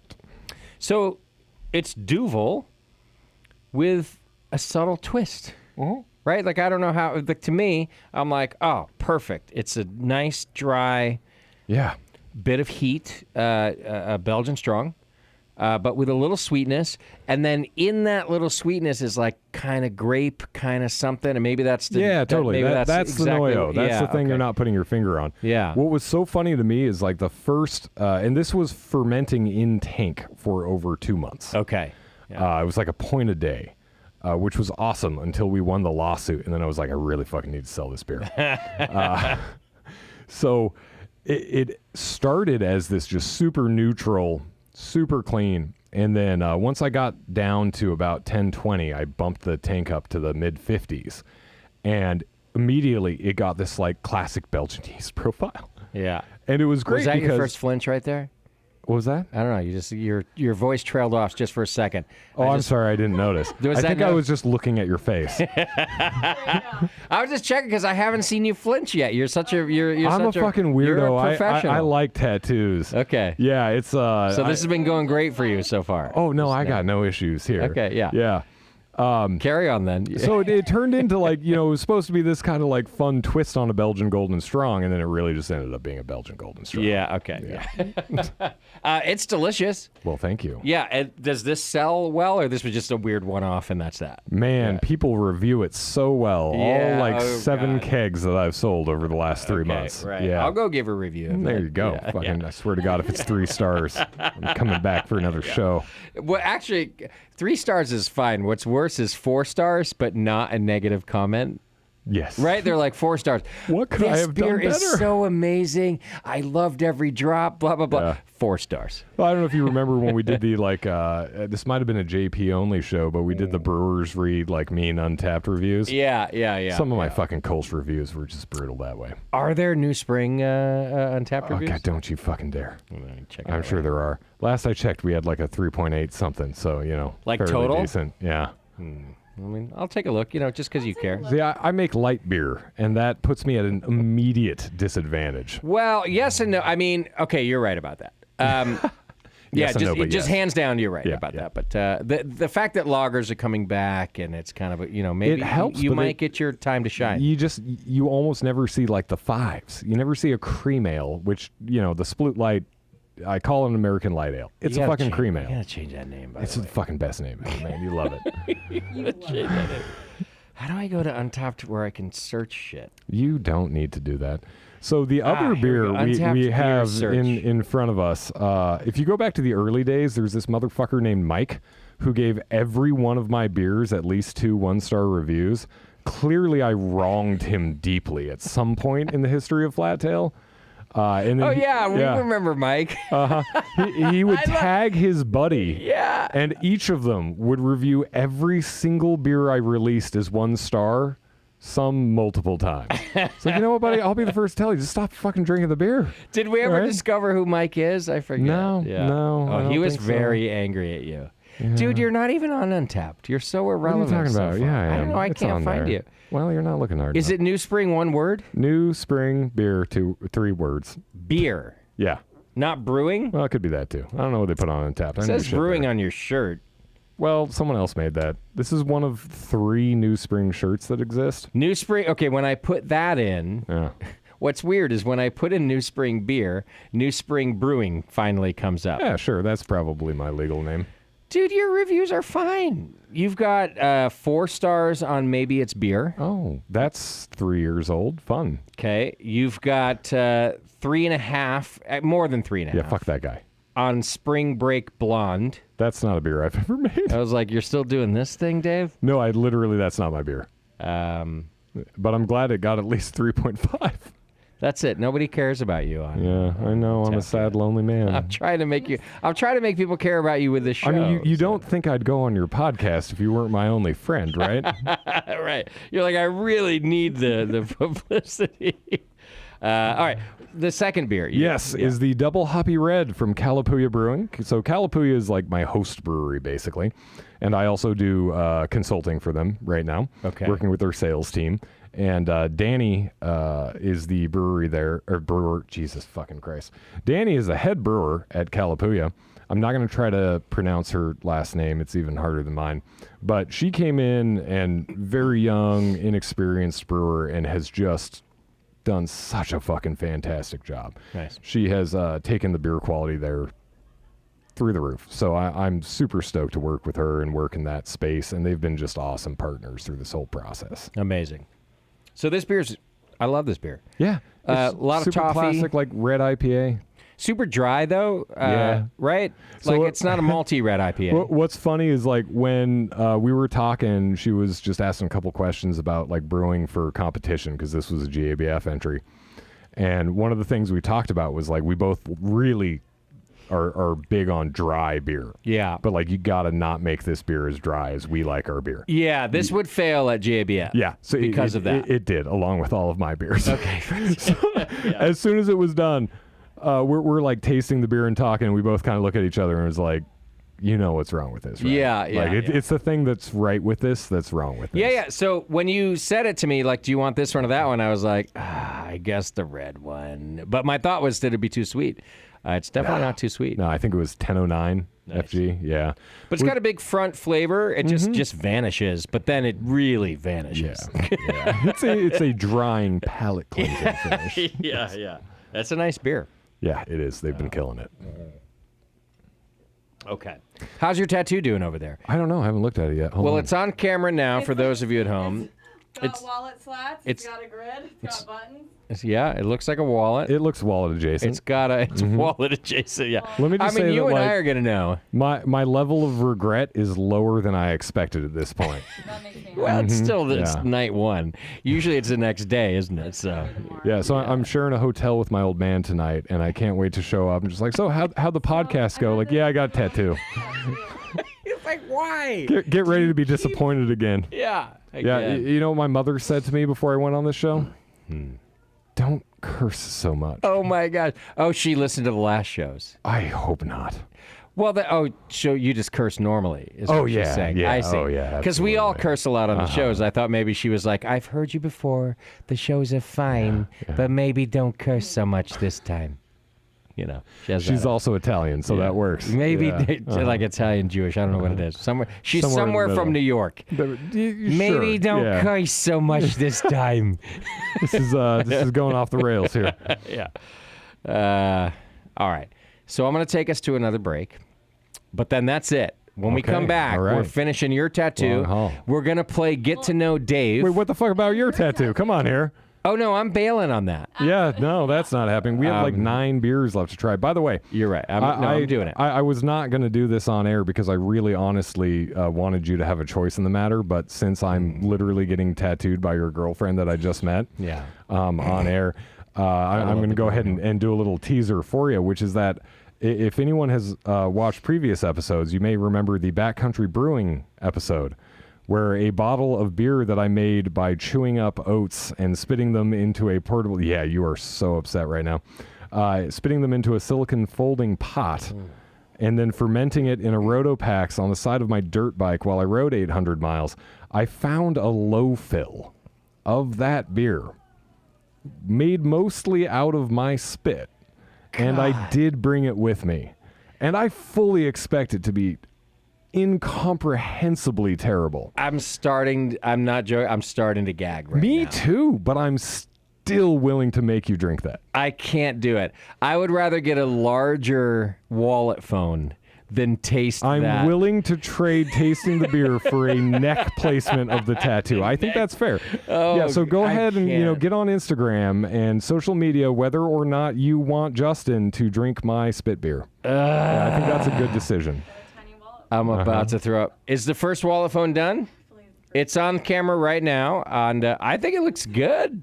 I think it looks For a good. tiny I little think tattoo, Sean would be fit it proud. in 10 minutes. He was actually upset that he wasn't here to get one with us. Oh, So, did he text you already? yeah, should yeah, I Maybe got a after couple of he those. sees it, He won't be so upset. Listen, this could become your most popular tattoo in your flash sheet. I don't know.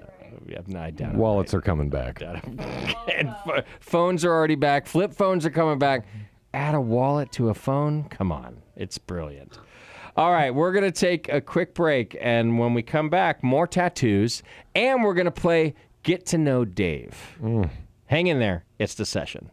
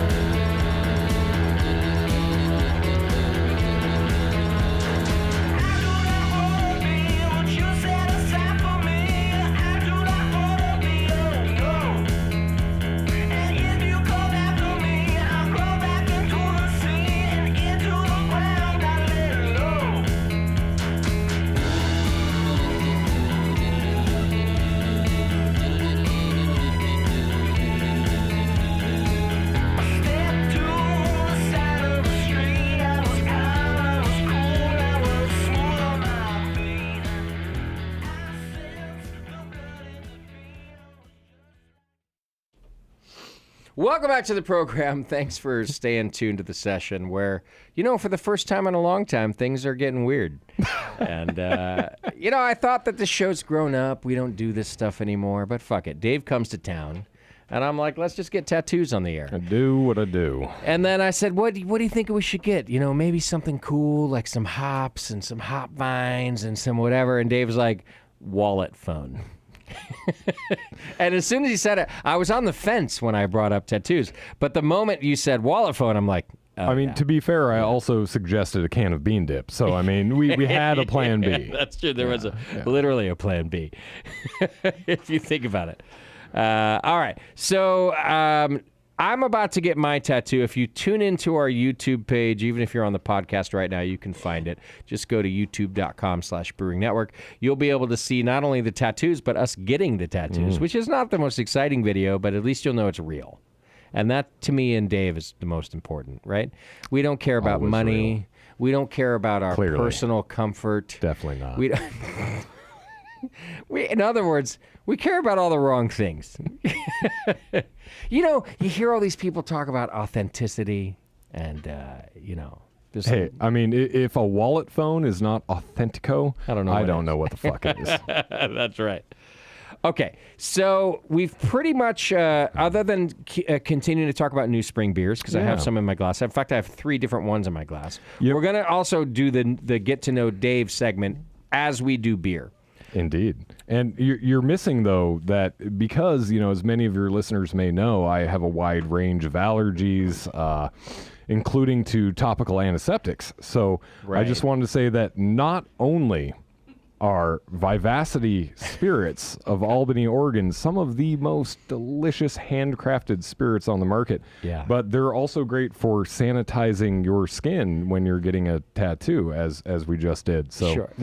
By the way, Dave's not a Scientologist, so don't take his word for, sorry, not scientist. yet. I mean, Tom Cruise, if you want to find my GoFundMe, Justice for Flat Tail, I mean, I could be a convert. I would not take that as a legal a representation of how to use.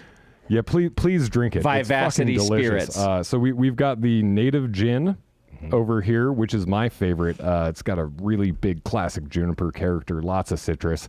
And then Justin over there, who promised me he would never drink hard liquor again, has the... I'm told it can be both Peak and PK, which is basically a musket white brandy. Okay. And they are delicious. Are they? They are, absolutely. I'm sure they are. In Yeah. fact, whether I like it or not, because I'm not a spirits drinker, I'm going to pretend it's delicious. There you go. You know, my favorite is the Fever Tree Light Tonic. Doesn't have any like sweeteners or shit. Just has less sugar. Okay. And it's an awesome tonic to pair with a native gin, Where do you find it? like Safeway and stuff. Okay. Yeah. I don't have to drink this whole Approachable. bottle. Right? I can just take a sip. I just We're not- got a fucking tattoo in Right. your studio But I can't chug from it. your girlfriend who I met 45 minutes ago. Right. You are drinking Who, the by the way, PK looks suspect at best. I will drink some. I'm going to take a sip, and then I'm not chugging the thing, at least not yet. Yeah, no, it's not a chugging beverage, okay? Come on, drink it with some refinement, you beast. Oh, absolutely delicious. We're gonna bring Yeah. Yes. Okay. the right spot. All right. Apparently, my tattoo's not in the right spot. Yeah, you were stretching. Do you want to play Get to Know Dave? I guess so. We didn't talk about your beer, though. You put another beer in Oh, my glass. no, didn't you? actually, I put a two-town cider in front of you. Oh, that's what it was. Yeah, so one of my goals here was to slowly get you drunk on the products of all of the people that have supported me throughout the past several years. It's working. And Did they all conspire as well? Did they like send down the right thing? You know. no, I texted Lee like, hey, I'm going on that fucking podcast again. Like, I'm going to grab a bunch of booze from your tasting room. What should I get? Yeah. And of course, I brought down all the things he didn't tell me to do. I forgot to grab the Craftwell cocktails. They were doing awesome cider-based 20%, you know, basically bottled margarita, old-fashioned killer cocktails. But what we're drinking right now is the Serious Scrump. From Two Towns. Yes, from Two Town Cider House. I believe this bottle is like 5 years old. Oh, It's really? Yeah, it's a keeved cider Which does is, that mean? yeah, God, I meant to Google that again before we did this. I really did. Sounds like weed or something. There's something with like minerals and gelatin and all sorts of really scientific stuff that Dave Takish explained on your show several years ago. So just look up Two Towns Yeah, so on go the to Brewing Network. the archives and go to the Two Towns show, and you'll hear all about why this cider is so delicious. Just a self plug for them, like not paid and not because you're here. My girlfriend and I drink a lot of Two Towns. Oh, yeah. And we really do. It's our one of, if not mostly our favorite cidery. And we've just gotten into their, not a surprise, their imperial ciders. Like they're, but not because it has higher alcohol. They're just delicious. The prickly pear. The cosmic whatever. Oh, yeah. It's a whole That's series dangerous. of cosmics. I actually acquired a keg accidentally and was like, I'll just take this home. Just found it in the It'll be backyard. good for parties or something. It was like one of my favorite ever. Their higher alcohol ciders are kind of incredible. They are like a weirdly awesome place. Yeah, Because yeah. when Two Towns opened, I met them through you, obviously. Yeah. we were their first draft account in Corvallis when they were making cider out of like 50-gallon plastic tanks. And now they have more 200-barrel vessels than I can count. Okay, yeah. I mean, they're just a fucking empire. Good for but them. They're Good actually they deserve it because there's some of the best cider. well, around. they're good to their employees. It's all just it's cool to see people be successful and also still good people. Yeah, yeah. So that's delicious. Yeah, it is. All right. So I started this segment a while back, this year really, where I get to ask questions that aren't beer questions. And they're random. I don't give you a clue ahead of time. So you just have to answer out on the fly. I mostly have a set of them that I ask everybody, which I will use for you too. But I also wrote some special ones for you. Yeah, that's what concerns me. Yeah, I thought we'd start with those. Oh, good. As I'm getting, am I placed? Am I about to Yeah, get? you're Okay. placed. You're about to get started. I'm about to get tattooed as I'm going to ask you. shout boo really loudly as many times as I can over the next 10 minutes. So, Dave, getting to know you. Which of your former partners would you kill first? By the way, I came up with these before I even got the story from you, and I just knew that something was there. I'm pretty sure my Probably legal legally, counsel would advise me against answering that question. Okay, that's fine. Yeah. That's fine. If you want to be a pussy, don't. All right. Anyway, here we go. Question number 2. This is not starting off well. Based on all that we know you very well on this show. Yeah, a And little bit. so do our listeners, and now we've learned more. Shout out, Ron. Why hasn't your super hot wife left you yet? Ooh, I'll tell you what. Real question. It's not anything physical. This is not going to be a funny answer. No, I But know. honest I to still God, want it anyway. Yeah, I mean, the emotional struggles of going through this whole thing as a married couple, like it's going to do one of two things. It's going to rip you the fuck apart real fast. Yeah, yeah. Or it's going to bring you together in a way that nothing else can. Right. And I very much look forward to a point in my life where trauma bonding is not the only form of bonding that I am capable of. Right. But Ow! You can't do that. No, I was just kidding with you. It's fine. he wasn't kidding. Sorry. If be you're a long watching, time. if you're watching YouTube, By the way, that was just the napkin.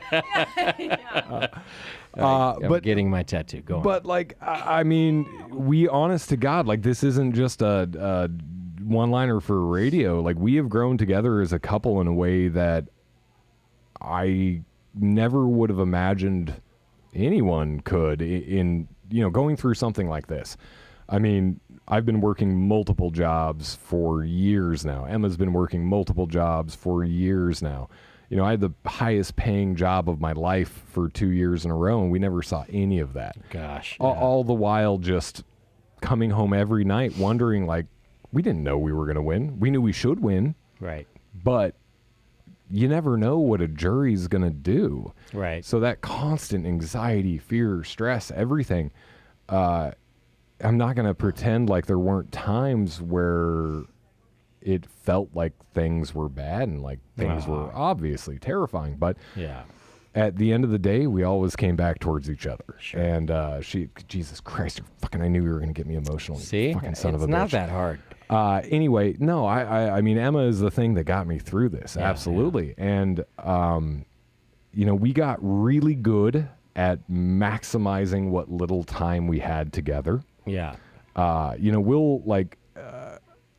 try to jam as much work as I can into every day so that on Friday night, whether it's 4, 5, 6, 7, 8, 9, 10 p.m., when I get home on Friday, I do everything I can to have Saturday and Sunday. Yeah, yeah. And that obviously doesn't work out. Like, I won't say a majority of the time, but like not often. but like a even, fucking yeah. majority of the time. Yeah. But when it does, our things, we don't go out to eat. We don't go dancing. She would probably like to go dancing. I really need to learn how to dance.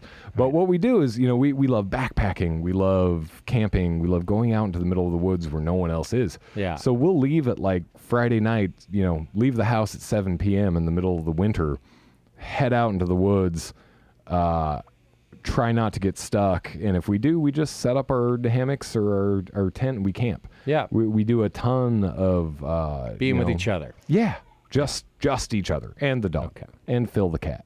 Phil's All right. pretty cool. And then just to quell the critics, I asked that question one way. Don't answer it. It's the same question. Why does your amazingly wonderful and smart and capable and incredible wife have not left you? Rather than like a hot wife. Like it's the whole woke Yeah, thing. I you have to ask the totally woke. saved that. Yeah. All right. Anyway, Yeah. here we go. Next one.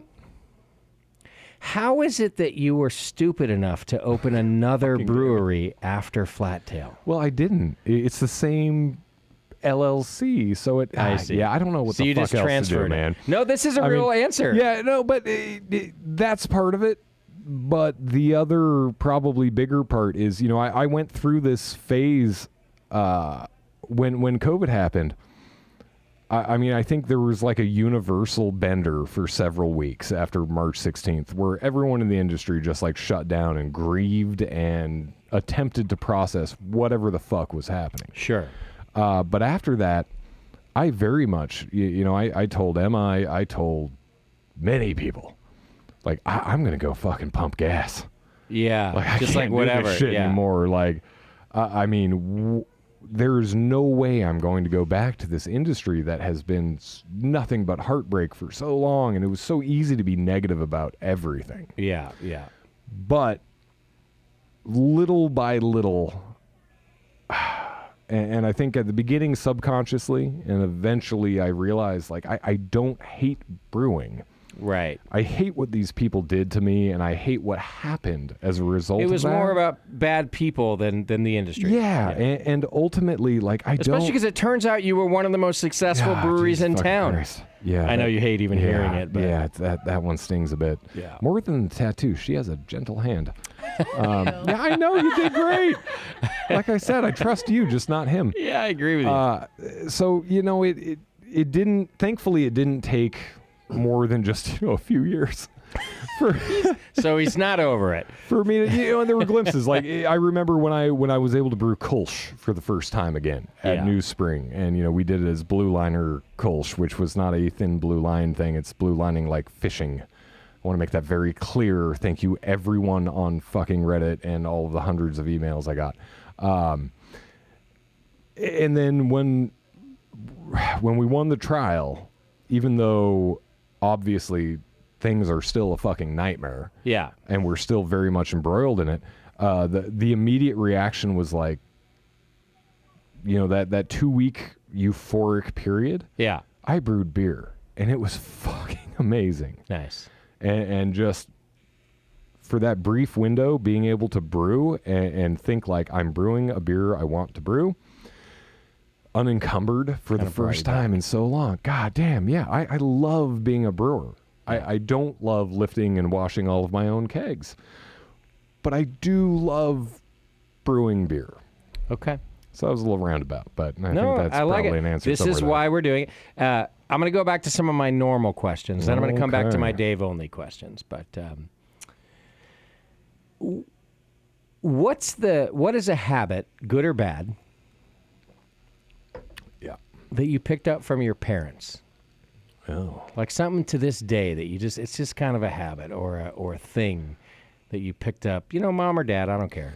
Yeah, I like moved out when I was 16. Yeah, but you said your dad invested in the company. I mean, Totally. you have some relationship. He's sleeping in a hotel like 2 miles away. So is there anything about them that's like, it doesn't have to be a habit either, like, you know what I mean, like that Yeah. hand-me-down that we can't get away from. Good or bad, maybe it's a good one. I don't know. Here's a good and bad one. My dad was always huge on the work ethic thing. Yeah. And I actually had a conversation bet with he him. was. Yeah, this weekend. Yeah.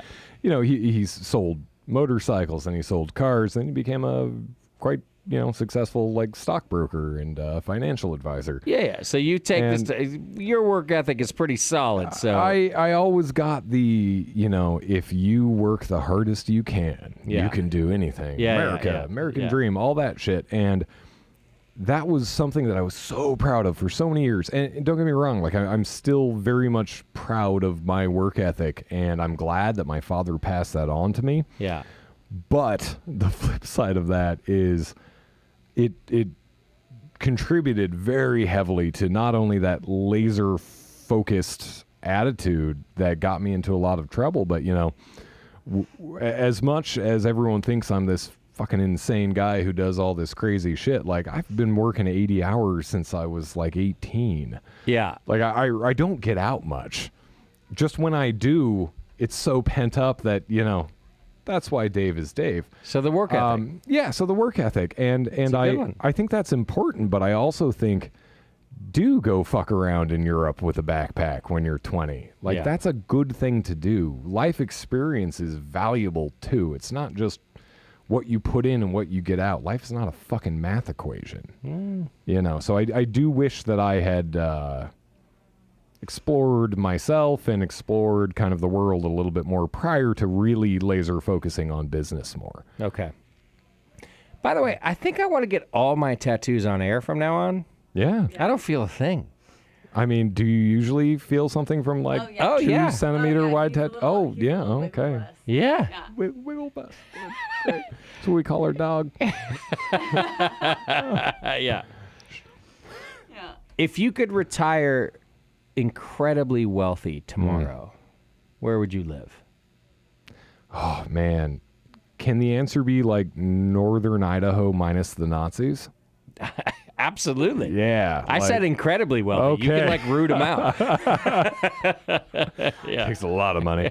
I mean, like, What are we talking, like Coeur d'Alene here? Like, yeah, I'm not good with the whole geography but thing. like up on the rivers and I the want to lakes be and out in the middle of nowhere next to water and Yeah, trees yeah. I and gotcha. squirrels and, Okay. that kind of shit. Yeah, that is absolutely my end game. Like, Yeah. if I win the lottery, I am building my like Friendland compound, which I owe part of that concept to Lee at Two Towns. We've got a master plan. Nice. But I'm yeah. into the compound too, so we're going to talk after the Oh show. yeah. But Seriously. like not a compound like literally every other compound in history, like a cool good one. Like a cool one. Yeah, like Yeah. the Rajneeshis minus the poisoning Yeah, I and got the you. murder Yeah, no, and it's cool. all that. Yeah. Something like that. I'm with Oh you. yeah, for sure. Okay. What are you super into that nobody knows about? Like, I mean, like what fucking weird thing you're like, oh man, it turns out I'm into. Dude, I'm a fucking open book, man. So there's no, you don't have some weird hobby, like some weird I comic book mean, thing, like anime. I don't know. Sure, I watch a lot of anime. You do? You? Yeah, for No, you- sure. Oh, you absolutely. Seven You Seeds was do a great one. not. Attack on Titan, horribly depressing, but yeah, exactly. If this is real, Fantastic you anime. watch a lot of anime? Yeah, that's not secret though. Okay, no, that's Yeah. fine. It's secret to me. No, I thought it was super fucked up in high school. Yeah. But then I realized like there's actually a great depth of awesome God, of movies. artistic expression. You know, it's like ska music. It's just not whatever. Shut up. Okay, 311. Dude, okay, that's over the line. All right, here's one of the ones I wrote for you. Amber is not the Specifically. color of my energy. Am I done? No. No. Okay. Still hasn't started. Here we go. How much do you think you really have to live left 2 years. on that crazy motorcycle of yours? Oh. Like as a Like you rode your motorcycle down here. Yeah. You can't really expect that you're going to keep going on like this without a fatal accident, or at least a maiming one soon. I really liked the tact that you approached this question with. Right. But you know I'm right, Dave. There's only two types of motorcycle riders. You have a prominent future at Fox News. So, I mean, yeah, those who have crashed and those who haven't crashed yet. Actually, in your case, I'm sure you've crashed. So I feel like yours, I have to go further. I've high-sided on those who are pavement alive and those twice. who are dead. I've low-sided on pavement once, and I lost track of the off-road stuff. In all honesty, how long are you gonna stay on this motorcycle before you've like, all right, my luck's When run I out? can't walk, I will stop riding. Yeah. And that's not like a live to ride, right? No, I got you. America. Go on. Here's my thing. Like, I grew up, this is another thing my dad did to me that he might be listening to this podcast. So, like, thanks, Hopes. He used to always tell me these stories about his days selling Ducatis and, like, you know, riding through the Berkeley Hills and how amazing it was. But, like, don't ever do that because it's super dangerous. It's not worth it. But also, this was the best time of my life. And so I grew up with this love of motorcycles from a young age, but my parents would never let me get a dirt bike. So I turned 18, immediately sold the car that they helped me buy and bought a motorcycle.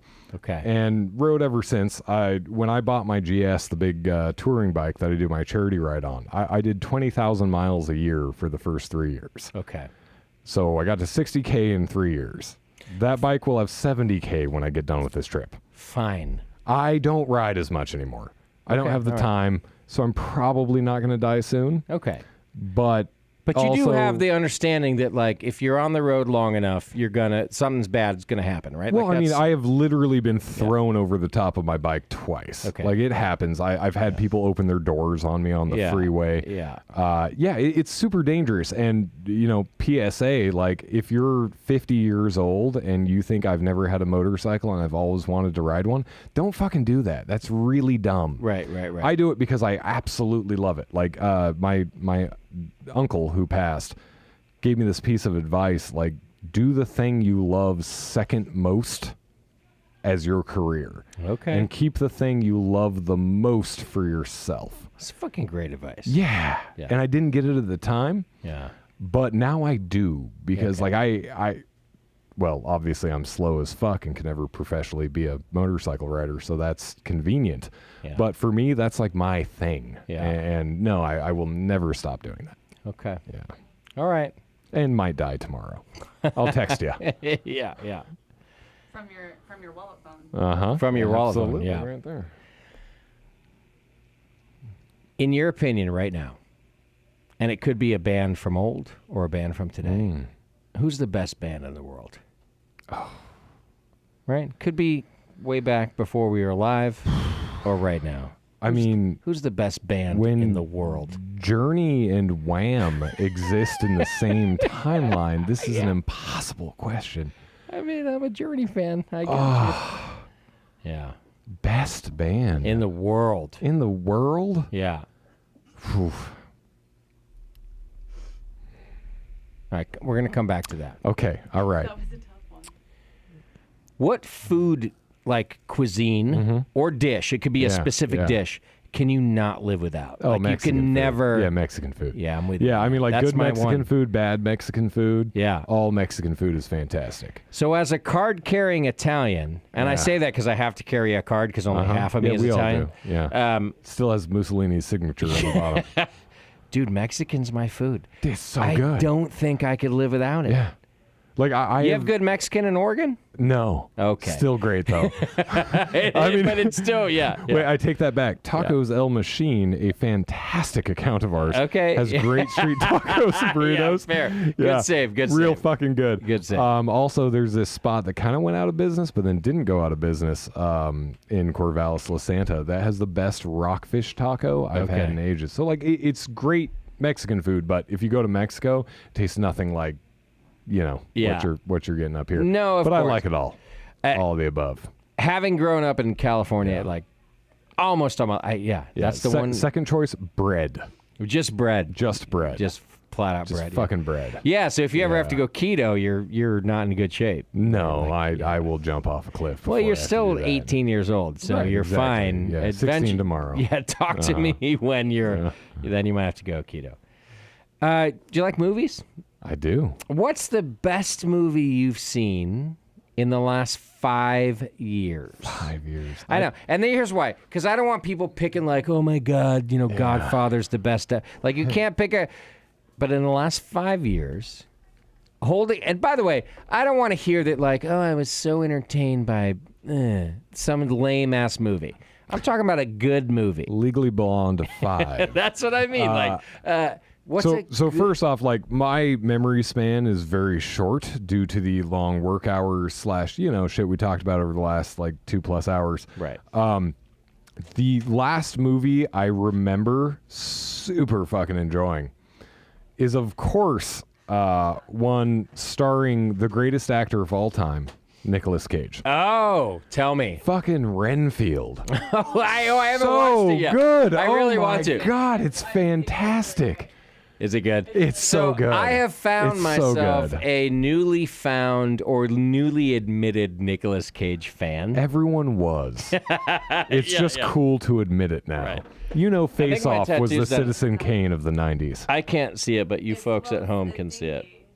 No, I mean, I literally can't see it because it's way back and behind my arm. Good. It's actually just a penis. Which is awesome. It could be horrible. And what do you think, Dave? Don't worry, it is. How'd I do, Dave? You were moving the whole time, so it looks great. From here, it looks like a rectangle. I It's think a that's bunch of positive. wobbly rectangles. Yeah. Was I moving? Oh, yeah. By the way, since I Helping mentioned this training. off air, Both if of you Justin talk with gets your this hands. covered up, he does have to then double it in size and get it tattooed somewhere else on his body, preferably his face.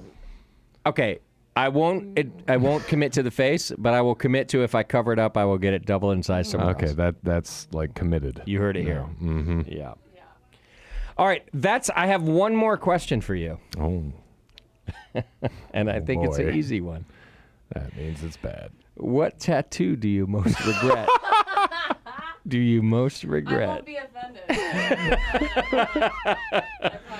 It's probably actually my other one that he has on his body, not the new one. But I mean, as of right now, what tattoo do you most regret? Like I said earlier, I would say the most unfortunate decision I have made as far as tattoos is definitely the fucking Stone logo. Yeah. But I don't regret any of them. They all have a story. I remember where I was when I got them. So I'm happy to have every tattoo I have. But in retrospect, if future me could go back in time, I would definitely punch the fuck out of myself before I got that tattoo. Oh, fair enough. Fair enough. All right, Dave. That's the time we have. Oh my God. Well, That's give me an- lots of money. Give Erica lots of money. It's another show well done. Sanitize your tattoos with Vivacity Spirits. Yep. Delicious. I really enjoyed my Try it. PK. Oh, I so did. good. I tried it. You did it great. Yeah. The PK was No, I great. meant try to pronounce it. Oh, right. Yes. Yeah, no. Yeah, that one. I'm a professional. Yeah. My job is to be semi-professional. All right. Dave, thank you for being here. I really appreciate it. Thank you for having me, Justin. You know you're welcome anytime, and we should do this again. You're probably going to have another crazy story within at least a year. I'll text you in a week when I start my next brewery. Yeah, there we go. You can go to GoFundMe. Just Google GoFundMe Flattail if you want to look up that whole craziness and help Dave. You can also look up GoFundMe Help Lafferty and help out the charity that Dave is producing beer for, or email Dave about producing the beer, which is God damn it. Dave at newspringbeer.com or Raptor Princess Project at gmail.com. there we go.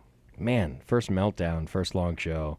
Come A on. long time. Come I'm calling on. this a meltdown. Nah. For me, this is a meltdown. This is Only a the new little bit. meltdown. Okay. This is the new meltdown. Set your goals higher. All right, everybody, thanks for hanging out with us. Thanks to Dave for coming down. He rode his motorcycle all the way here. I hope you make it back. Solid maybe. Yeah, solid maybe. Appreciate you being here, sharing all the beer. Two Towns, thanks for sending, or at least... And Calapooya, Yeah. and Vivacity, and Common Fields, and all the other people that have helped me out along the way. And also, maybe Justin. There we He's go. kind of cool. All right. My tattoo's going to get wrapped up. It's like a tiny little wallet phone that I can't even see. I don't even know if it's cool or not. He still doesn't know it's a dick. I can't see it. It's just a dick. You could have done that, which would have been funny. I would have laughed. Yeah. I would have sued you, but I would have laughed. I don't know. You're all sue happy now. It seems like the right I'm thing to do. great at it. Yeah. All right, everybody. Thanks for hanging out with us. Thanks to all of our sponsors. I'm sure they're so proud of this show. We'll see you next time right here on The Session. Take care of yourselves and your beer.